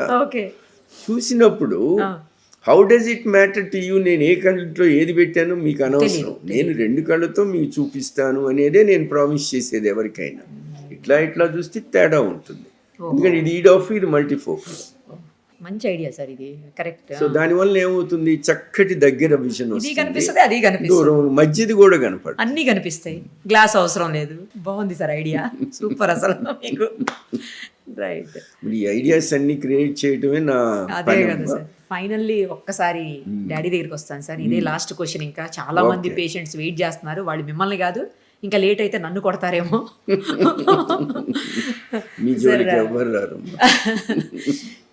ఫాదర్ స్టేట్ మొత్తానికి సీఎంగా ఉండి కూడా మీరు ఇంత న్యాచురల్గా, ఇంత డౌన్ టు ఎర్త్ ఎలా ఉండగలిగారు? మళ్ళీ పాలిటిక్స్లోకి రావాలి, ఆయన పాలిటీషియన్గా ఉన్నా కూడా మీరు పాలిటిక్స్లోకి రావాలి అని ఎందుకు అనుకోలేదు అసలు? ఫస్ట్ క్వశ్చన్కి ఒక చిన్న ఎగ్జాంపుల్ ఇస్తానమ్మా. ఆ రోజుల్లో, చదువుకునే రోజుల్లో రికమెండేషన్ అనేది మనం దేశం పుట్టినరోజే రికమెండేషన్ పుట్టింది. అట్లానే కన్సెషన్ అనే వర్డ్ కూడా పుట్టింది. ఇవన్నీ నేనున్న దేశం ఇంగ్లాండ్లో లేవు, ఇక్కడే మన దేశంలోనే. కానీ నాకు చాలా ఆనందంగా ఉంటుంది, నన్ను ఎవరు కన్సెషన్ అడిగి నాకు ఓపెన్ రాదు, ఆనందంగా ఉంటుంది. ఎందుకంటే వాళ్ళ ఆర్థిక పరిస్థితిని బట్టి వాళ్ళు అడుగుతున్నారు, తప్పేముంది, అందరికి ఇస్తా. నేను ఇవ్వకపోతే నేను ఉద్యోగం మానేస్తా. ఓకే, సో ఇక్కడ ఏమైందంటే కాలేజ్ డేస్లో గైనకాలజీలో తప్పానని చెప్పాను కదా, ఆ మేడం పేరు డాక్టర్ సుభద్రాదేవి. మా ఫాదర్కి బాగా తెలుసావా. సో మా మదర్ని అడిగాను, మదర్ ఫ్రెండ్ కాబట్టి కొద్దిగా నా పేరు కూడా రికమెండ్ చేయండి అని. నెక్స్ట్ డే మా ఫాదర్ పిలిచి ఒక 2 చీట్లు తీశాడు ఆయన జేబులో నుంచి. అరే ఈ నంబర్స్ నీ ఫ్రెండ్స్, నీ క్లాస్మేట్స్, అదే సుభద్రాదేవికి చెప్పమని వాళ్ళ తల్లిదండ్రులు నన్ను అడిగారు. ఈ 2 నంబర్స్కి వాళ్ళకి చెప్తాను, నేను మేడంకి చెప్తాను, ఆమె చేస్తుందో లేదో ఆమె ఇష్టం, కానీ చెప్పటం మటుకు నా ధర్మం, వాళ్ళు అడిగారు కాబట్టి చెప్తాను, నేను రాజకీయ నాయకుడిని, వాళ్ళు రాజకీయంగా నాకు అవసరం, నీకు చెప్తే నాకు ఒరిగేది ఏంటో నువ్వు చెప్పు అన్నాడు. ఏంట్రా బాబు ఈయన ఏం మాట్లాడుతున్నాడు అనుకున్నాను. అని అప్పుడు అన్నారు, చూడు ఏ విషయమైనా నీ తండ్రి వెళ్ళి ఇంకొకళ్ళ దగ్గర తల వంచి ఒక చెడు పని నా కొడుకు కోసం మీరు చేయండి అని అడిగే పరిస్థితి తీసుకురాకు.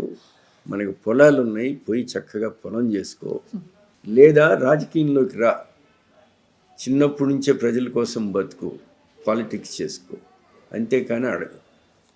ఎగిరి తప్పాను. ఆ తర్వాత మళ్ళీ కష్టపడి ఒళ్ళు దగ్గర పెట్టుకుని చదువుకుని ఆయన జోలికి వెళ్లకుండా పాస్ అయ్యాను. మరి పాలిటిక్స్ రావాలి ఎందుకు అనిపించలేదు మీకు? సెకండ్ క్వశ్చన్, పాలిటిక్స్లోకి ఎందుకు? నేను 1 year, మా బ్రదర్ 1978 ఫస్ట్ టైం ఎలక్షన్లోకి వచ్చారు, కాస్ట్ కృష్ణారెడ్డి గారు. సో ఆయన కోసం నేను 1 year పాలిటిక్స్లో ఉన్నాను. ప్రతి గ్రామానికి వెళ్ళాను. నా పద్ధతి ఏంటంటే ప్రతి గ్రామానికి వెళ్ళటం, పెద్దోళ్ళందరినీ పిలవటం, అందరికీ కాళ్ళకి దండం పెట్టడం, వాళ్ళని ఒకటే అడిగేవాళ్ళం. నేనే అడిగేవాడిని. ఇప్పుడు మీ అన్నదమ్ములు బ్రహ్మాందరెడ్డి గారు, వెంగళరెడ్డి గారు, ఆ అన్నదమ్ముల్లాగానే మేము కూడా మీకు చాకరీ చేయాలనుకుంటున్నాము, మీ దీవెనలు కావాలి, ఇదే నా డైలాగ్ అని అడిగేవాడిని. అందరూ దీవిచ్చేస్తారు అట్లా అడిగితే. సో మేము తుక్కు కింద పేల్చాం బికాజ్ ఆఫ్ దట్ సిస్టమ్. నాకు అట్లాగా మోడర్న్ మెథడ్స్, ఏదో తల్లిదండ్రులు చేసిందే మనం ఎందుకు చేయాలి, మనం ఏదో ఒక డిఫరెన్స్ తీసుకురావాలనేది నా పద్ధతి. అందుకే ఇన్ని టెక్నాలజీస్ కూడా తెచ్చాను నేను. ఎందుకంటే I want to be different. నేర్చుకుంటాను, మా గురువు గారి దగ్గర నేర్చుకున్నాను, కానీ గురువు గారినే ప్రశ్నిస్తాను, నువ్వు ఇది నేర్పించలేవు కదా మరేంటి. అట్లాంటి తత్వం ఉంది కాబట్టి నేను పాలిటిక్స్లోకి ఎంటర్ అయిన తర్వాత నా అబ్జర్వేషన్ ఆ రోజున, ఐఎమ్ టాకింగ్ అబౌట్ 1978, ఆ రోజునే మనుషులు, కులాలు, మతాలు, సార్ మా కులం వాళ్ళు ఇంతమంది ఉన్నారు, ఇంత డబ్బులు మీరు ఇచ్చేస్తే మీకు ఓట్లు వేసేస్తాం అని ఒకళ్ళు. అంటే అప్పట్లో వాళ్ళే డబ్బులు అడిగేవాళ్ళ సార్? ఇప్పుడులాగా వీళ్ళు ఇవ్వడం కాదు. అప్పుడు నేను ఎక్స్పీరియన్స్ అయింది ఫస్ట్ టైం అది. అదేలేండి సార్. దానికి కారణాలు కూడా ఉన్నాయి, వద్దు ఇప్పుడు చెప్పను. అది సెంటర్ నుంచే వచ్చింది ఆ కారణం. ఏదేమైనా సరే డబ్బు రాజకీయంలోకి ఫస్ట్ టైం వచ్చింది అది అరౌండ్ 78. ఓకే, వచ్చి అంతకుముందు అసలు రాజకీయంలో డబ్బు లేదమ్మా. బ్రహ్మాందరెడ్డి గారు కానీ ఇట్లాంటి నాయకులందరూ కూడా వాళ్ళ పొలాలు అమ్ముకుని రాజకీయంలోకి ఎంటర్ అయ్యారు. మాకు 380 ఎకరాల పొలం ఉంటే మా ఇది వచ్చేటప్పటికి 88 ఎకరాలు అయింది. 300 వెళ్ళిపోయింది. మరి అమ్మాలి కదా, ప్రతి ఎలక్షన్కి అమ్ముకుంటూ చేసేవాళ్ళు ఆ రోజుల్లో నాయకులందరూ. డబ్బు విషయం, డబ్బు దేనికి, మైకులకి, ప్రింటింగ్ వాటికే కానీ మనుషులు డబ్బులు తీసుకునే పరిస్థితే లేదు అప్పుడప్పుడు. కానీ ఫస్ట్ టైం నేను 78లో అది వినేటప్పటికి నాకు కొద్దిగా మతి చెడిపోయింది. రెండోది కుల పిచ్చి. ఇప్పుడు మన కులంలో, ఇప్పుడు నా కులంలో నా చక్కటి కూతుర్ని, నా డ్రైవర్ దగ్గర లేదా వాడి కూతుర్ని బ్రహ్మాండంగా చదువుకుని బ్రహ్మాండంగా తెలివైన కొడుకు కూతురు అతనికి ఉంటే, నా కొడుకు కూతుర్ని వాడికి ఇవ్వనుగా నా కులమోడైనా కూడా ఇంక కులం ఎక్కడుంది? మన పిచ్చి కాకపోతే మన భ్రమ. ఉన్నది ఉన్నోడు లేనోడే కానీ ఇప్పుడు ఏ కులమోడైనా ఈ రోజున ఏం జరుగుతుంది? డబ్బులుంటే చేసుకుంటున్నారు కదా. డబ్బే ఇప్పుడు ప్రధానం. ఇప్పుడు అంతా మిక్స్డ్ మ్యారేజెస్ బోల్డ్ జరుగుతున్నాయి, ఇంటర్ క్యాస్ట్ అంటున్నాం. ఎందుకు జరుగుతున్నాయి? పైసల కోసం ఉంది కాబట్టి. పైసల కోసం అని నేను వాళ్ళు ఏదో గ్రీడీ పీపుల్ అనట్లే, కంఫర్ట్. నా పాపని నేను ఇట్లా పెంచుకున్నాను, మళ్ళీ అక్కడికి వెళ్ళి హ్యాపీగా ఉండాలి, పైసలు ఉండాలి. ఎవరిని నేను క్రిటిసైజ్ చేయట్లా, ఆర్ మనకున్న సిస్టమ్ని నేను క్రిటిసైజ్ చేయట్లేదు, కానీ ఉన్నది ఎక్స్ప్లెయిన్ చేస్తున్నా. నాకు నచ్చలేదు. So if this is politics I don't want అనుకున్నా. దాని బదులు నా వృత్తి ఇంకా చాలా మంచి వృత్తి కదా. నా వృత్తికి అసలు ఏ కులం ఉండదు, ఏ మతం ఉండదు. నా దగ్గరికి అందరూ వస్తారు, నేను అందరితో కంఫర్టబుల్గా ఉంటాను, అందరి దేవుళ్ళని నేను పూజిస్తాను. సో నాకు అది కావాలి. ఎవరికి ఏది కావాలంటే అది కోరుకుంటాం. అప్పుడు నేను అది కోరుకున్నాను. చెప్పి అప్పుడు మా బ్రదర్కి చెప్పి, నాకు మెడిసిన్ ఉంది కాబట్టి నేను వెళ్ళగలిగానమ్మా. నేను కూడా సరిగ్గా చదువుకోకపోతే మేబీ ఆయన ఎమ్మటి తిరుగుతూ ఉండేవాడిని. ఇప్పుడు my brother is the only fellow in politics. మీరు ఇంటర్వ్యూ కూడా చేశారు. ఆయనకి నర్సరావుపేటలో పెద్దలు ఇచ్చిన ఇల్లు అక్కడే ఉంటున్నాడు తప్పితే ఆయన హైదరాబాద్లో రెంటెడ్ అకామిడేషన్. సంపాదించుకున్నది ఏం లేదు, మనిషి కాదు. అవన్నీ వాల్యూ మనకి ఇచ్చిన వాల్యూస్ని బట్టి ఉంటుంది. ఫాదర్ ఫ్యామిలీ నుంచి వస్తాయి కదా సార్. ఫాదర్ సీఎంగా ఉన్నప్పుడు ఎప్పుడన్నా ఆ పవర్ని యూస్ చేసుకున్నారు ఎక్కడైనా? ఇక్కడ అవ్వలేదు, ఆయన త్రూ అవ్వలేదు. నేనా? మీరు ఎప్పుడన్నా ఏదన్నా విషయం? ఒక్కసారమ్మా బీట్స్లో. ఏ విషయంలో సార్? నన్ను పోలీసు ఆయన బైక్లో వెళ్తుంటే పట్టుకున్నాడు. ఎందుకు? లైసెన్స్ లేదా? రాంగ్ రూట్ లో రాంగ్ రూట్ లో వెళ్ళిపోతుంది. కొత్త కదా, మేము నర్సరావుపేట నుంచి వచ్చాము, స్కూటర్ నడుపుతున్నాను, అది రాంగ్ వన్ నాకు తెలియదు. ఎక్కడ సార్ అది? అబీడ్స్ లోనా? అప్పట్లో అబీడ్స్ మరి ప్యారిస్ కదా అది మనకి, సో చాలా ఫేమస్. ఇప్పుడు అన్ని చోట్ల సిటీ, అప్పుడు షాపింగ్ అంటే అక్కడికే అందరూ. సో వెళ్తే పట్టుకున్నాడు. అప్పుడు మటుకు చెప్పాను వదులుతాడేమో అని, వదల్లా వాడు తీసుకుపోయాడు ఖైరతాబాద్ పోలీస్ స్టేషన్. ఎందుకంటే నమ్మలేదు, నా మొహం చూస్తే అంత పెద్ద ఆయన కొడుకు వీడెట్లా అవుతాడు అనుకున్నాడు. బైక్ వేసి తిరగడం ఏంటని. తర్వాత వదిలేసారా సార్? తర్వాత మీ పలానా తెలిసిన తర్వాత వదిలేసారా? అంటే అప్పటికే నేను ఫైన్ కట్టేశాను. అయ్యో, ఓకే, రైట్. మీకు బాగా ఇష్టమైన హీరో ఎవరు? ఇదే ఫైనల్ క్వశ్చన్. ఇందాక అన్నాను ఇదే ఫైనల్ సార్, ఇంకా అడగను. చెప్పా కదమ్మా, మూవీ ఈజ్ ఏ మీకు మెంటర్. సినిమా అనేది ఒక జీవితం. సినిమాని చూసే మనందరం నేర్చుకుంటాం. కాబట్టి అందరిలాగానే నేను మూవీస్ చాలా ఎక్కువ చూస్తాను, మ్యూజిక్ ఎక్కువ వింటాను, నా పని నేను చేస్తాను. స్టిల్ చూస్తారా మూవీస్? ఈ రోజుకి కూడా. లాస్ట్ మూవీ ఏం చూసారు? లేటెస్ట్ మూవీ ఒక పేర్లు గుర్తుండవమ్మా సరిగ్గా, but it's a off beat movie, it's not a big hero. But అంతకన్నా లేటెస్ట్ ఇంకా చిరంజీవి గారు చూడలేదు కానీ, బట్ వెంకటేష్ గారు చూశాను, సంక్రాంతికి వస్తున్నా. చాలా బాగుంది, వెరీ హిలేరియస్ మూవీ. ఆయన కూడా చాలా బాగా చేశాడు. ఇప్పుడు ఇంకేం చూడాలి, శంకర్ వరప్రసాద్. కానీ మెసేజ్ పెట్టాను ఆయనకి. రైట్ సార్, చాలా టైం ఇచ్చారు, చాలా విషయాలు షేర్ చేశారు. ఇది సరిపోదు, ఇంకా కావాలి. ఏదో క్యాజువల్ గా మాట్లాడలేదు. లేదు సార్, ఇవన్నీ మీరు ఎడిట్ చేసుకోండి. లేదు ఎడిట్ చేయడానికి ఏం లేదు, full interview as it is గా పడిపోతుంది, నో ఎడిటింగ్స్. అంత అవసరం లేదు. సో ఇంకొక 2 months తర్వాత మళ్ళీ మీ టైం కావాలి తప్పకుండా. ఇంకా డెప్త్ అడగాల్సిన క్వశ్చన్స్ చాలా ఉండిపోయాయి. 2 hours అయింది, వాళ్ళంతా వెయిట్ చేస్తున్నారని చెప్పేసి ఇప్పటికైతే వదిలేస్తున్నాను sir. Thank you so much. Thanks. Thank you. Thanks so much.